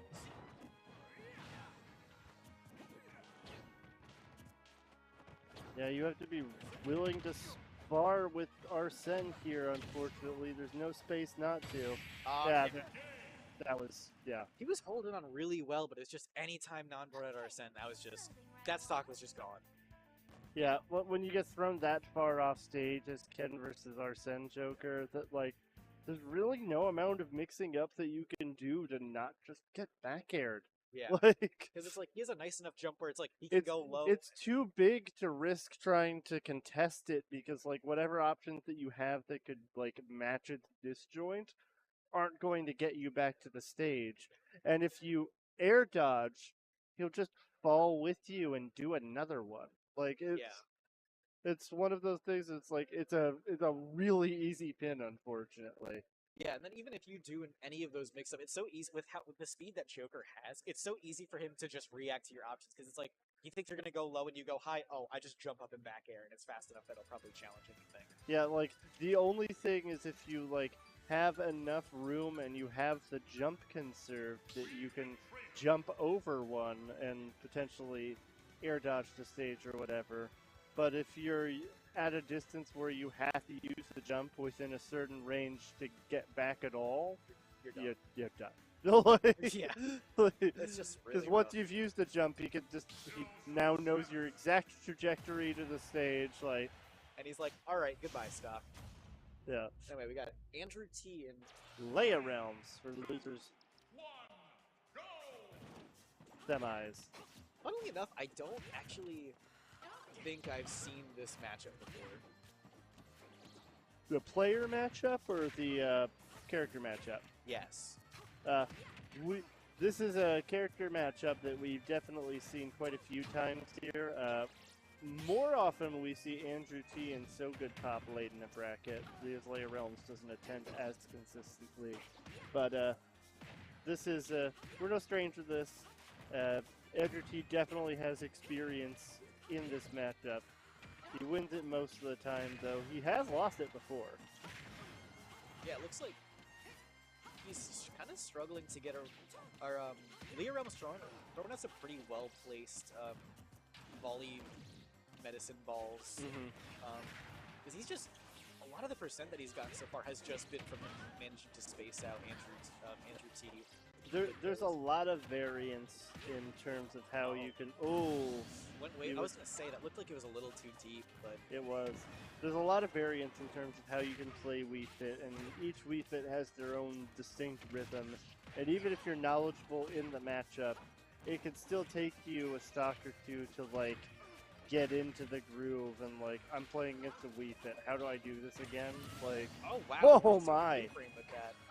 So yeah, I mean, granted, I don't have a ton of experience with these players, but I managed to get some matches in with Sogan Pop last time I was here, and it just feels like a lot of the time, it feels like Leo Realms is much more, or at least from the experience I have, it seems like Leo Realms is much more focused on trying to get a read on the person with, by using the medicine ball to kind of space and see how they react, where I feel like Sogan Pop is kind of just much more like, okay, I'm going to just get my hands dirty getting on this. But it seems to be working out just fine. Maintaining a pretty decent lead, though. It seems like the momentum's slowing down a little bit. Okay, never mind. I stand corrected. Oh wow, very nice. Shows the power of deep breathing. Yeah, I was gonna say, like, it felt like for a second there, Andrew T was starting to slow down the momentum a little bit. But right now, I don't know because okay, deep breathing is gone, but the effects of it, even if it's not here for long, are already showing with Andrew already being at 67, 79 on his last stock. And unless he can unless he can just like space out Wii Fit for the rest of this match, especially with nice boost kick, and there it is. That's going to even up the stock count. he just needs to hope he does not get. I was gonna say, whoa! Great DI though. But that was really great DI. I'm surprised he didn't die off of that, just because of how strong Wii Fit with that is. Oh. No, scary scenario. deep breathing up air, especially when you're already in the air like that, like, that's a very strong move. Yeah. Oh. Incredible DI from Andrew. He's just swinging for anything to kill. Yeah, that up air again. There it is. That time it's going to do it, and Leia Realms actually taking game one against Andrew T. Let's go, Leia Realms. I feel like in the last few games, he's really started to pick up steam. Like, I feel like he was moving a little bit slower in his games against CF, but like after that, or after he ended up almost losing that set, he started adapting faster. He started better placement with deep breathing and better placement with the medicine ball. Just like across the board, his performance started to improve. Yeah, no, he is on it. He's fresh off of that reverse 3-0 and taking game one against Andrew T. Like, he's on his way to an upset right now in losing semis. So it seems that Andrew's coming back with a vengeance, a pretty strong start, though. Don't want to overextend there because we don't want to repeat it last time, but we will see how long he can maintain any kind of lead, especially with something as like deep breathing kind of being out in the field. Managed to wait it out and rack up some damage, got him to 87, but never mind. Just barely misses out on the kill with forward air.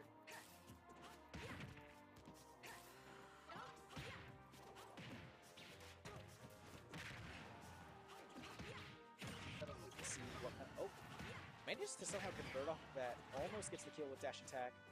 He shoots, does not manage to get the... Oh, falls out of the boost kick though, that was crucial. Just zero suit things with everything just kind of not working at higher percents, but... Oh, manages to get the forward air, dodge into the medicine ball for a pretty nice ledge guard.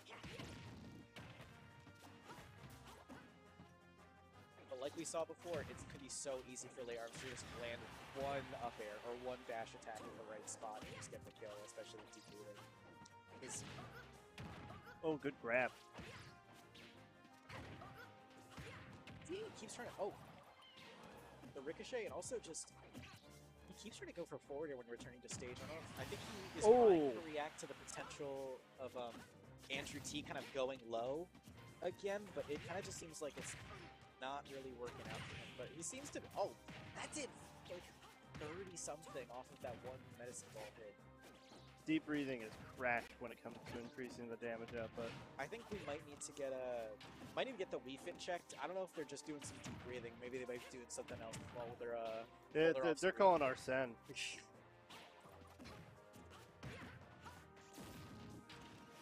This is the up B, and he manages to get deep breathing off, so this leaves Edgar in a really precarious situation. But gets the boost kick and gets the kill. Though that just leaves him to be fresh for another deep breathing. So we just need some. Ooh, and that back air was. I think a lot of what's been going on is how well he can hold on after his first deep breathing. Because after that, it gets so much harder for him to get any more off because of the kind of pressure that Andrew manages to apply most of the time. So a lot of the time, it's just can he hold out for that first deep breathing? And it seems that here he was able to. And he managed to get another one off, but we know from here, if he doesn't manage to get the kill, it's only going to be so much harder to be able to switch that momentum, considering how long it's going to take after three deep breathings in one stock.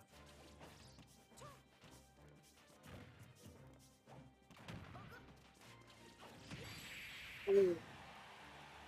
Manages to live that a little bit early on the kickflip. Oh, almost manages to snipe him the stage spike, but.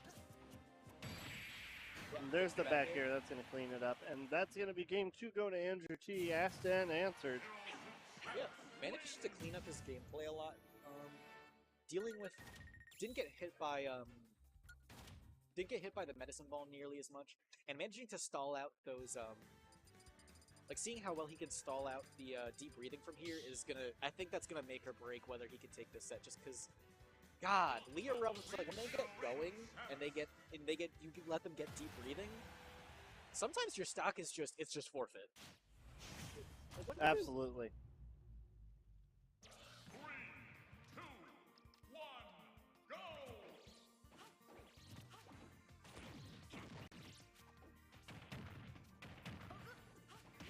Silly. I've been like thinking about the number of sets that we've had today. Where just there's so many times where people will get kills or like try and get kills or combos, and they just don't work. Like, was it? I don't remember who was playing earlier that hit like 4 or 5 Shoryukens, and like all of them ended up falling out just because they're at such high percent at that point.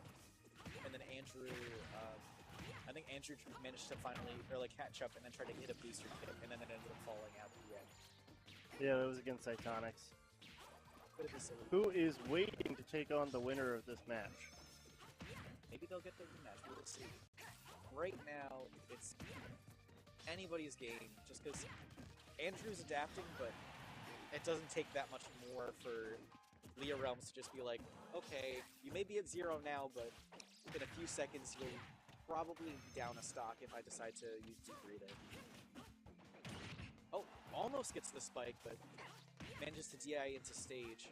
Trying to go for another deep breathing, but the back air just takes it anyway, so he just gets it for free.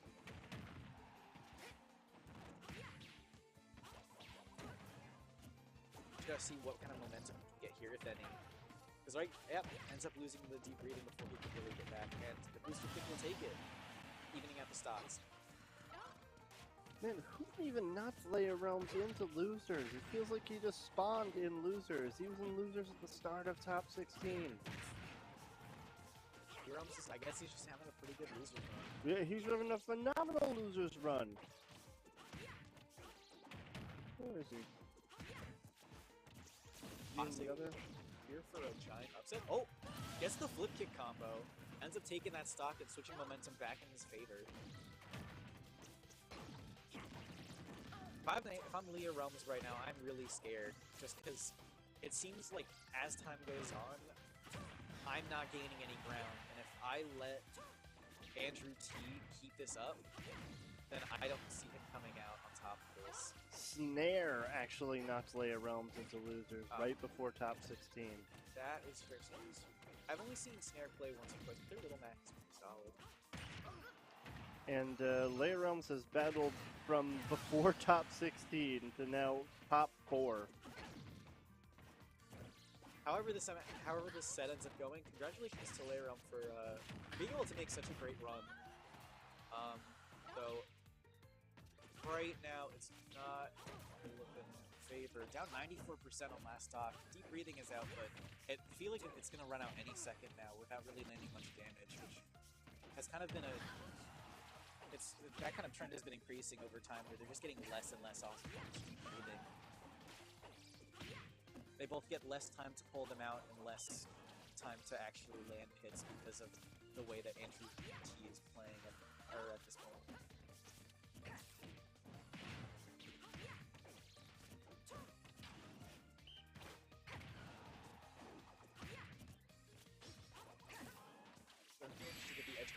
All right, there it Let's is. get the side B, and Andrew T. taking the lead in the set. Yeah, he's cleaning it up in game number 3, and of course, now he has counter pick initiative for the rest of the set. Game 3 is always very crucial in those best of 5s. It's not looking good for Leia Realms, but hey, he got 2-0'd initially by CF. Yeah, I was like really having trouble with the name there. Of like the snake, yeah. He's the guy. Yeah, consistent failure. And he managed the reverse 3-0. He's already got 1 game, like, so he doesn't even have to reverse 3-0. He just needs to get 2. Yeah.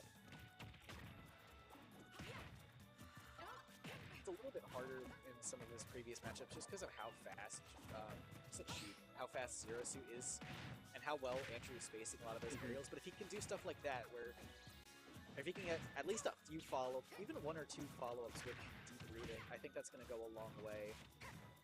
Just with all the damage that it can help him rack up. Because it's not like he's doing bad, even without landing a lot of stuff in deep breathing. Because he's still keeping these matches pretty close. Oh, gets the footstool. And that's an early stock, 23, jeez. That footstool was full. It's unfortunate because he was holding a solid, or he was having a solid start there, bringing the 75. Looking like he was going to take the stock first, but that footstool kind of just halted any momentum he had. But he went for a back air there. Just hit him away and maybe get an edge guard, but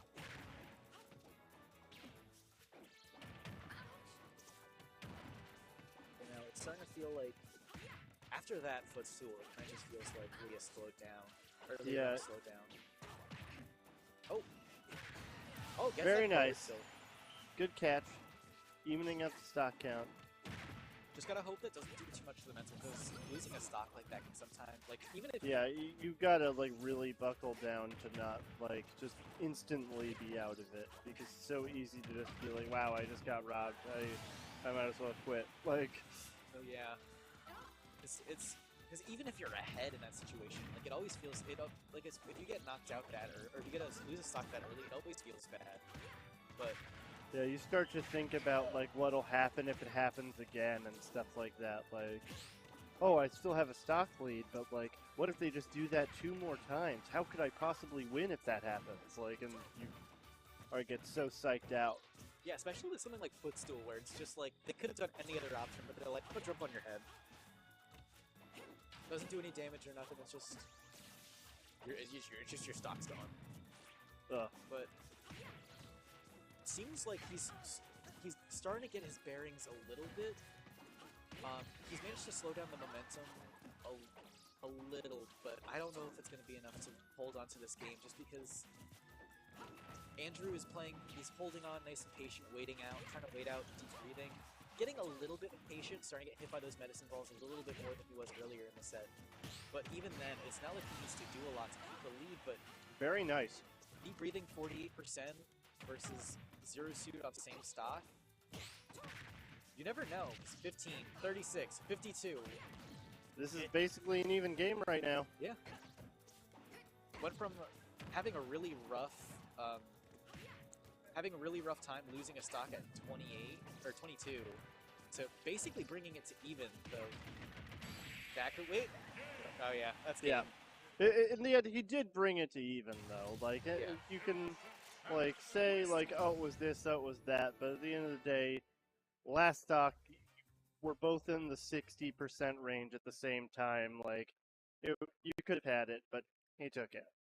It is what it is. Oh, okay. I think I'm going to be heading out for the night. Hopefully I'll be back sometime soon. It was great commentating with you. All right, see ya. You have a good night. You too. Okay, and with that, the top 3 has been determined. We have 4 losers finals, Cytonics versus Andrew T, the winner of which will ultimately move on to grand finals to face Nan, who is waiting on the winner's side. We had some ups and downs and some surprises and upsets in this bracket so far, but in the end, the 3 Titans standing at the top are about who we expected them to be. So it's still anyone's tournament from this point. Nothing is a foregone conclusion anymore. All of these players are capable of taking games and sets off of all the other ones. So it's going to be really exciting to see how it all hashes itself out. Do we have any stands in the chat for any particular players? Who do you want to see coming out on top in Smash Parmesan 81? What's this? The man himself has arrived.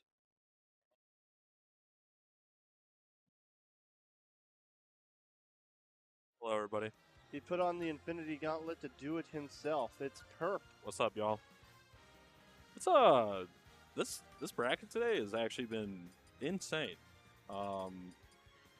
Upsets galore. Yeah, I was saying, like, it's crazy. We've had so many, like, twists and upsets and stuff, but in the end, the top 3 players are the top 3 players that you expect. I was about to say, like, seeding wasn't completely off today, except for a couple of upsets in pools, but so far our top 4 has actually been, like, who I seeded to get here, so...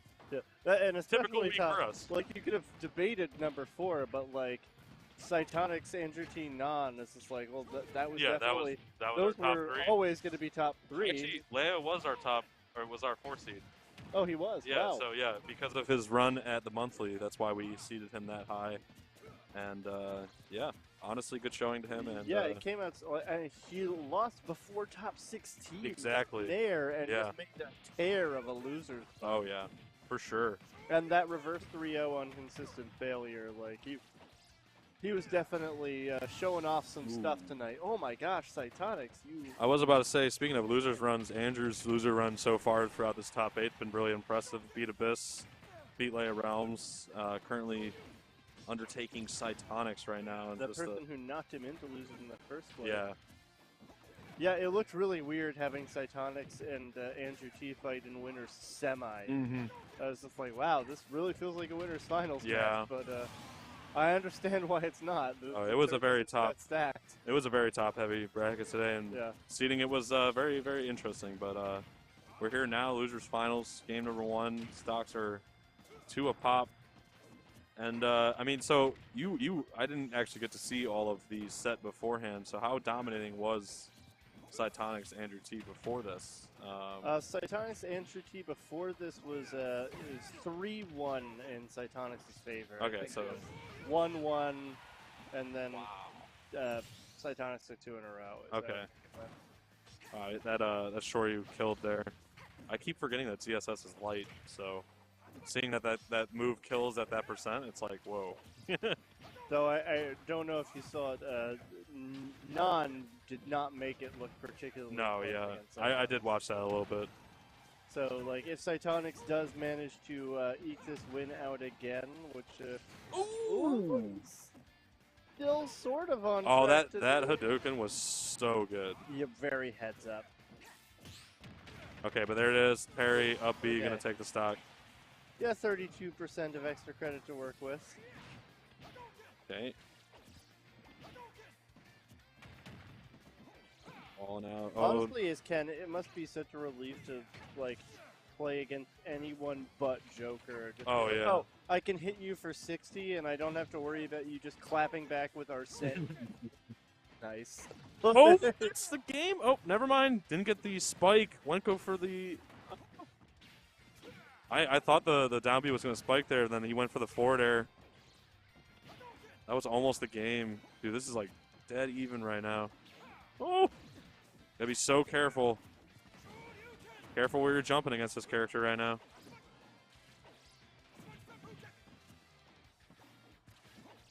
Oh, the back air. Wow. Wow, he really snuck that in there. Yeah, he knew that side B was coming, so he preemptively jumped, called the side B out, and got a back air in there. And that move, that Andrew T was really close to bringing that one back, but Cytonics manages to eke out the lead here in the finals. that move is really powerful. Like Ken's back air, whoo, it hits. Yeah, thank God for auto turnaround. Otherwise, yeah. Oh boy, yeah, I could not imagine that. I think I know plenty of Kens that would trade auto turnaround for the ability To just bar back air, yeah.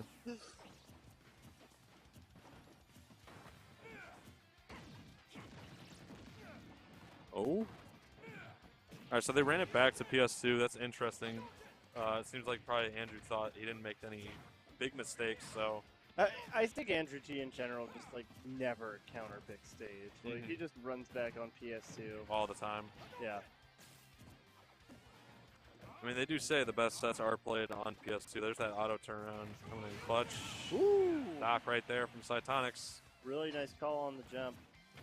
So honestly, Cytonics throws out the Shoryu so much. It's hard to tell when he called the jump the thing and is, when it was just there. Yeah. I think what he does is he preemptively like conditions people to think that he's always looking for the jump, but then like they get comfortable jumping in front of him. So when it comes to last hit situations or when Shoryu is going to kill, that's when he actually lets it rip. He does use it pretty often, but I think the way he conditions with it is actually really smart.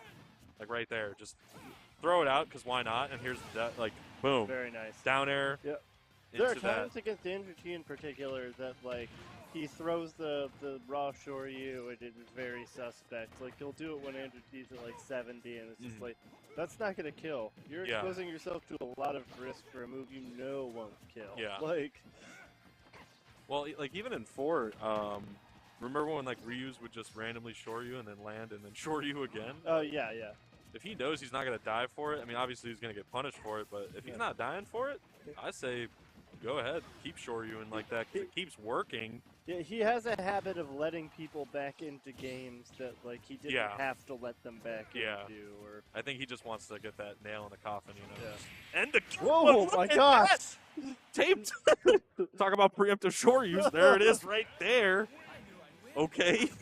Oh my goodness. That was a GameStop trade for Andrew T. He definitely did not get the value there. That's what I'm talking about, though. Like, Cytonics conditions so well to think that you're okay to jump against him and get his openings. And look, that was a 3-stock game 2.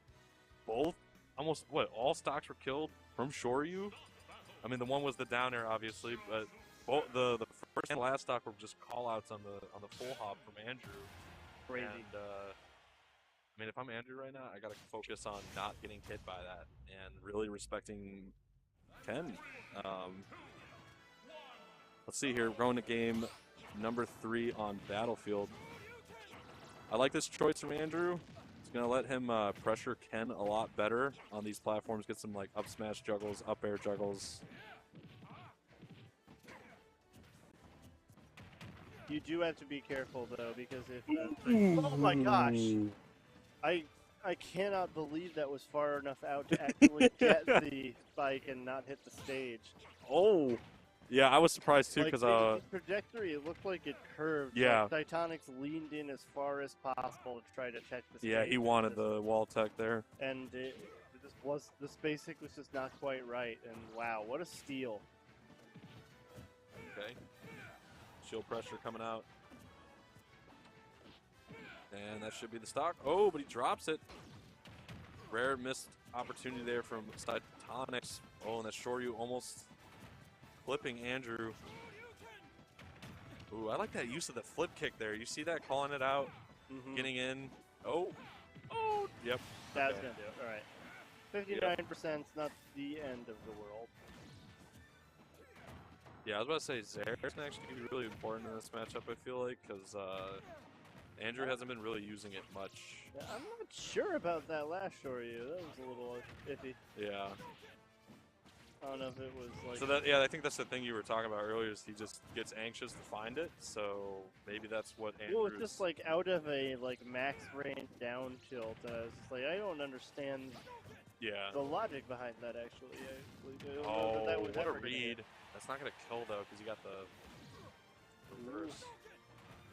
No edge guard. You're going to get the side B. Titanics, this is what he wants, too. Like, have rage against CSS so he can get kills like that. Oh. Boom. But Andrew T is just a surgeon with that back air. Nice. See how he juggles this Ken here. Gotta be careful. Respect that move now. It's gonna kill you. Forward air. Nice parry. I like the jab option. I don't think anything else would have worked there. Dude, Ken is terrifying in these types of situations. Andrew T consistently will get up and down tilt and just jab.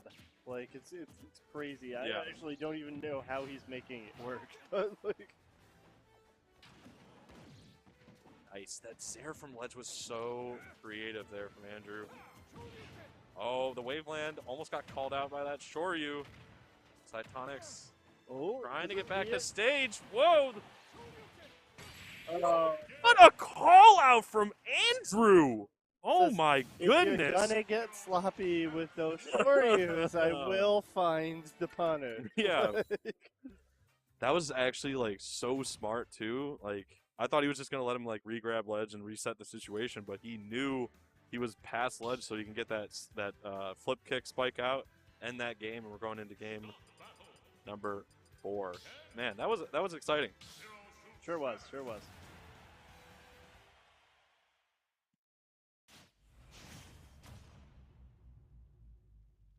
Yeah, I know. Brother says that this matchup is quite bad for Ken. I'm not sure what Cytonics thinks, but I'm pretty sure he's voiced a very similar opinion before. I can kind of tell too because like the way that momentum shifted in that game, Andrew was just kind of controlling a lot of the pace. I think it just comes down to how dangerous being off stage against CSS is for Ken. Like, if it's the same way when I watch him play against Don's Joker. It's just like, oh my gosh, like he's on death's door the moment he's off stage. Like, Look at that. That's and it's not even like on stage is particularly easy. It's just that like he is in so much danger the moment he gets knocked off. I'm liking the Zare usage from Andrew. Facing out. Nice parry. Oh, what? The Shoryu kept him out of the move kick. That was an interesting one. I don't know if it was intentional, but like, I respect it. I mean, it was like 5D chess, like 10,000 IQ type stuff. If it wasn't, it was like, I know this is gonna get me out of here because of the invincibility. Maybe that's why he uses it, for the invincibility. Maybe a combo. That's a bad combo breaker though. Oh. Oh. Okay, I thought he was gonna go for the up B off the top, but just gonna go for a reset. Ooh. Still living. Good DI. But yeah, that's the type of thing I'm talking about. When Andrew T knows how to DI that and lives it at 100, like you can't fish for it at 70. Like nice hair. Oh my goodness, Andrew still with a lot of momentum right now. Yeah, that's gonna get punished. Oh. Good DI. Yeah, like killing Andrew T with a. Oh my gosh! Again, he did it. Yeah, dude, what? That's a thing. Oh my goodness. Yeah, I think you're going to Game 5 now. And in Game 5, you have to just not do that. No, yeah. Stop with the preemptive Shoryu's ledge. It's got you killed twice now. You had to get it to 143 to get the grounded Shoryu KO.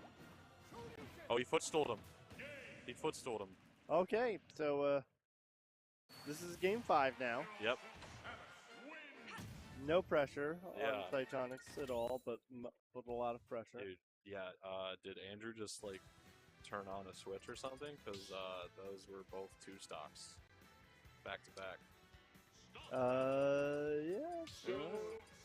Sketchy. Kind of looks like it. Yeah, Titanics is trying to find a center now. He knows, like, hey, I won the first 2 games. I can do this. Yeah. Just a matter of, like, not messing up and doing the things that Andrew T has exploited in the last 2 games. Oh. Okay, we're going to PS2. And let's just say Andrew's kind of going off right now. I would say that's a pretty fair assessment, right? Yeah, so far so good. It's like one decent Ken combo will close the gap. It's just, it doesn't look like he knows how to start it. Yeah. I think Andrew's just doing a way better job of reacting to Ken's options. And look at this juggle. It's just coast to coast right now. Yeah, just catching him the moment that he lands if he doesn't get him in the air. Like, Uh-oh, that's a stun! Oh! Great hard DI in and teching. My goodness, Andrew T is so good at that. What was crazier, too, is that Cytonic was ready for the tech roll in there. He almost actually called it out, but because Andrew just instantly teched it, he wasn't expecting that. I mean, that whole situation could have been a stock for Cytonics. Gonna focus that back air. Oh, wow. I like the parry attempt. Oh, this could be a stock. Oh, no. The spacing wasn't right. Oh, He's no. got the rage, though. He can definitely take the stock with short unit. Nice up smash. Not anymore, though. It's gonna take the stock. Need a little bit of damage. A raw shore, you might not do it. Look at these Zairs, Nairs, keeping Cytonics at bay. Spaced forward air. What are you going to do to it? Oh, great up smash There out it of is. shield there. Evening up the stock count. 49% deficit to work with. He's got to figure it out. He's changing the pace of the game a little bit, losing a little less momentum as time goes on, but he's got to pull ahead. Got to be careful, though. Cytonics is really, really good with rage, and this is all just Ken building for that. I mean, we saw earlier he got to like 180% and killed someone at like 60 Yeah. with the short use. Oh, great double back air there, calling out the focus. Forward air. Oh my god. That down air almost hit. Oh! Yeah. It's had it all covered. It was not a good time. Yeah, Cytonic's shaking his head a little bit there. It's taking his time right now. Okay, Nair dash attack. Nice little open there for Andrew T. Yeah, I All right, there's don't the know. back air.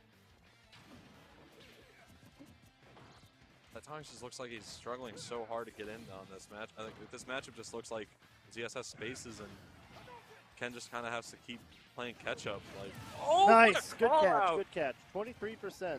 That's the smallest the deficit's been. Yeah. It's barely even a deficit now. Oh yeah, it's even now. It's even Steven right now. Gets the grab. Nice. Had the lead for a split second even. Oh, All Andrew's right. definitely gonna start spacing Both, more. I'd say both players need to tighten it up and see, like, nothing before this stock matters anymore. Like, this isn't a one stock best of one. Oh. Very nice. This is not good. If you're Andrew right now, this is terrifying. Oh, I think it's terrifying for both. Oh gosh, you see that he like hesitated to Oh! swing with anything? Is that it? That Oh my is. gosh, there it is. Big pop off from Cytonics there. Cytonics managing the reverse 2-0 on the reverse 2-0. Oh my goodness. Oh gosh.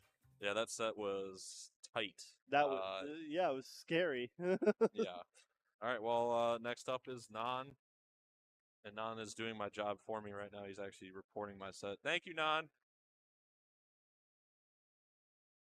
Thanks, Nan. You're a good man, Charlie Brown. Nan, you want to start TOing? I'll play. I'll be in Winterside Grants. All right, that's it. I'm playing him in Thug Finals after this. Really? He did. That's funny. All right, well, top 3 this week. Top 3. So, yeah, Phil will have it for you. Yeah, Leia Realms was playing for the money in that match. Yeah, Ugh. that was, like, I'm telling you, this bracket's been really, really fun. just like watching it unfold, all the talent. I'm really appreciating the fact that Oberlin guys are here, like Consistent Failure, Alaxel, and all them. Pyro. It's really dope to see like all the different little sub-regions of Neo come out to here. But yeah, guys, if you're in Neo and you're looking for a local to come to, definitely come to these. These are the, if not the most stacked Neo local, like every week. It's usually like we've only had what the 1 week we had like 20 people, but it was still top heavy. Like Oh, it's always top it's heavy. always top heavy, especially the top 4. Railmix says that they'll be back in May. Oh, nice. Looking forward to seeing you against Railmix. Actually, I think he just popped off recently at a tournament in AZ. So good stuff to you. I know you were talking about how you got your first time payout at a tournament. That's really awesome. All right. Really good milestone. All right, here we go. Grand Finals. Nan versus Cytonics. Nan is on winner's side, so he's being chilling right now. I remember my first payout from a tournament. I ran the bracket. Dude, that was me. Yeah. That was me at Ken Combos. I'm like, Venue everyone's sweating their heads off, and I'm just over here like, I'll get enough money to pay for my food. I charge a venue fee for a house tournament. Oh yeah, so there you go. Yeah. Still being a businessman. Yeah. Y'all are paying my electric bills. Oh man! All right, here we go. So yeah, you were saying like off stage in the like. So I didn't really get to see them play in was it winners finals earlier? Yes. I know that Nan, especially when it comes to the Shotos, he's very, very surgical when it comes to spacing them out and edge guarding them. Whoa! Yeah, it's like that's the thing. It's twofold against Joker. Like not only do you have to deal with the fact that every time you're off stage, you're basically a dead man already. It's that like you get a hold of him and you do your good 50-60% with that Ken combo. Yeah.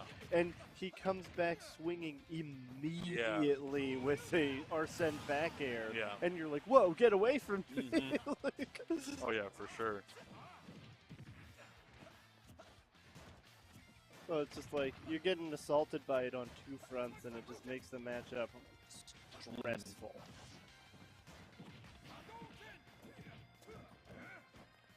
Yeah, shield looking a little low. Gotta be a little careful around Ken's shield break setups.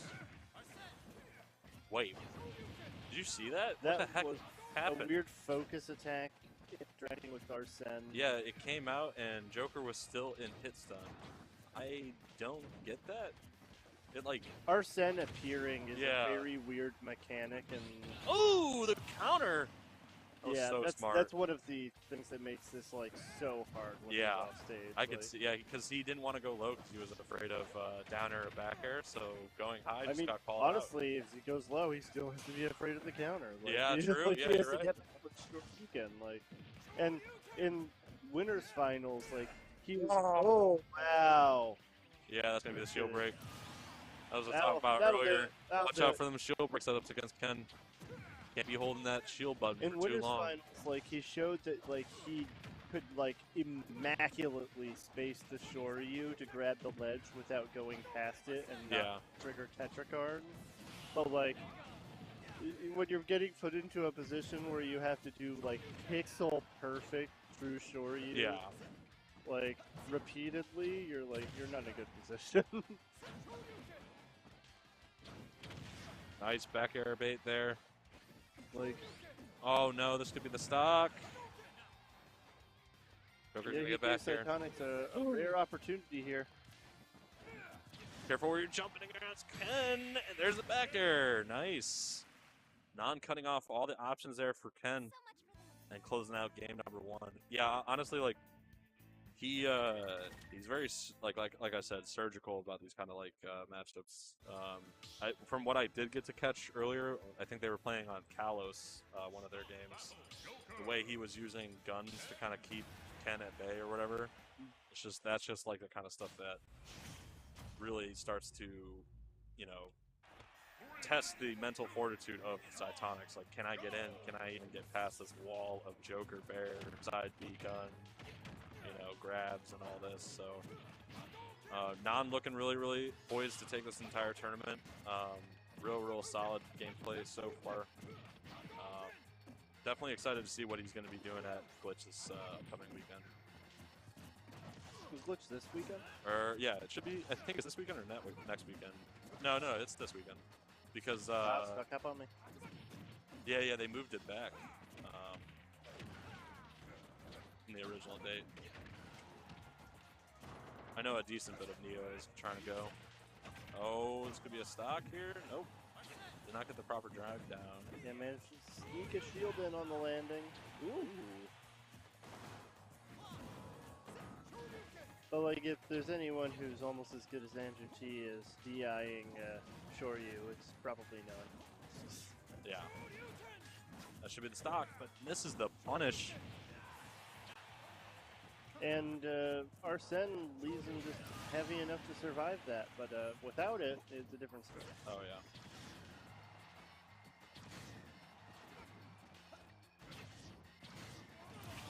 Yeah, what do you do? Yeah. You can't do much.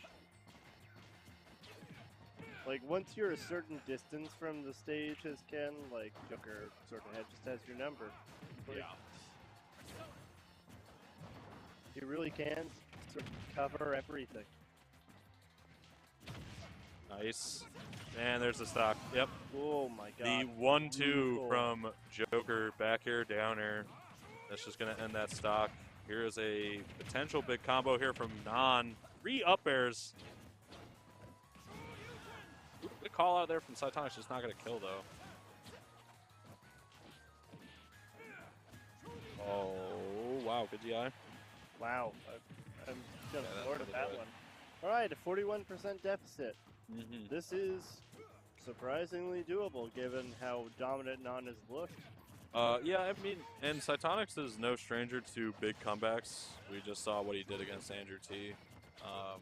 So don't count him out just yet. But, I mean, Non is making it really hard for him to start anything right now. That was ugly looking. Yeah, I don't know what it was. Yeah. That was not true Shoryu. It was the ugly standard Shoryu Yeah. that no one uses.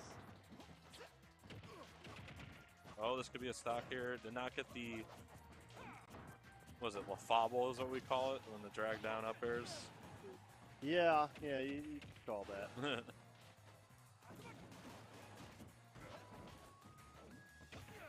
This could be the game. Bear 1 into Bear. Yep, that's There it. it is. Weird that it is sort of named after somebody who like doesn't even play Ultimate. Yeah. anymore. Well, I think he's the one that discovered it. That's why we named it that. But honestly, it's just I wasn't sure if it was that he discovered it or they popularized it. oh yeah, maybe. It's so basic that Yeah. it's just like I have a hard time believing I anyone. just call them the drag down combos. It's just an up air chain. Yeah. Like, it's Yeah. like- Joker up air chain. 3, 2, 1, All right, game number 3 here. Grand finals. This is potentially the last game of the tournament if Non continues the streak of dominance he's on. Yeah, we haven't seen him in like a month, but it doesn't seem like he's really stopped practicing at all. I was actually checking like his non-lost games, and He's lost. so far. I was about to say he lost 1 to CF. And he lost 1 to Cytonics in winners, which I didn't remember him doing. Oh, so. okay. Yeah, 42 people here today. Solid weekly. You won? Okay. I'll report it. Yep. But yeah, if he takes this game, he'll actually have taken the weekly, only dropping 2 games. Yeah, which is, when it comes to this region, dropping only 2 games, that's actually incredible. Yeah. Okay, but Cytonics actually has, is this the first time he's had a lead so far? I think so, but oh, that's going to get quickly gunned down there by Joker. Non with a really good edge guard. I like that forward air ledge. Again? Really? It's gonna work? Question mark? Though in some ways, if Non takes this, he's got to be like, wow, I get to take a weekly without even having to play Andrew too. No, that's definitely what he was like cheering for. He wanted, I think he wanted to play Andrews. That's why he was kind of cheering for him in the last set. I heard him a little bit, but I mean, I don't think he likes fighting Shotos. So wow, okay, so Cytonix is working his way up to a comeback here. Yep.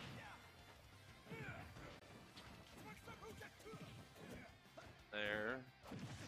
A bit of a percent lead. Racking up. Parmesan going to be coming out to play here soon. Here he is. Great recovery there, Cytonix. Excellent. Oh, yep. Smash, so that's going to clean it up. And, there's Joker's Shoryuken right there. No shit. This is an interesting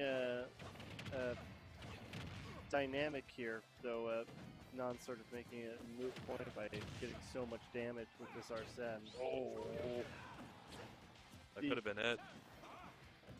The key here is that Non doesn't have Arsene to close out. Oh, the bait.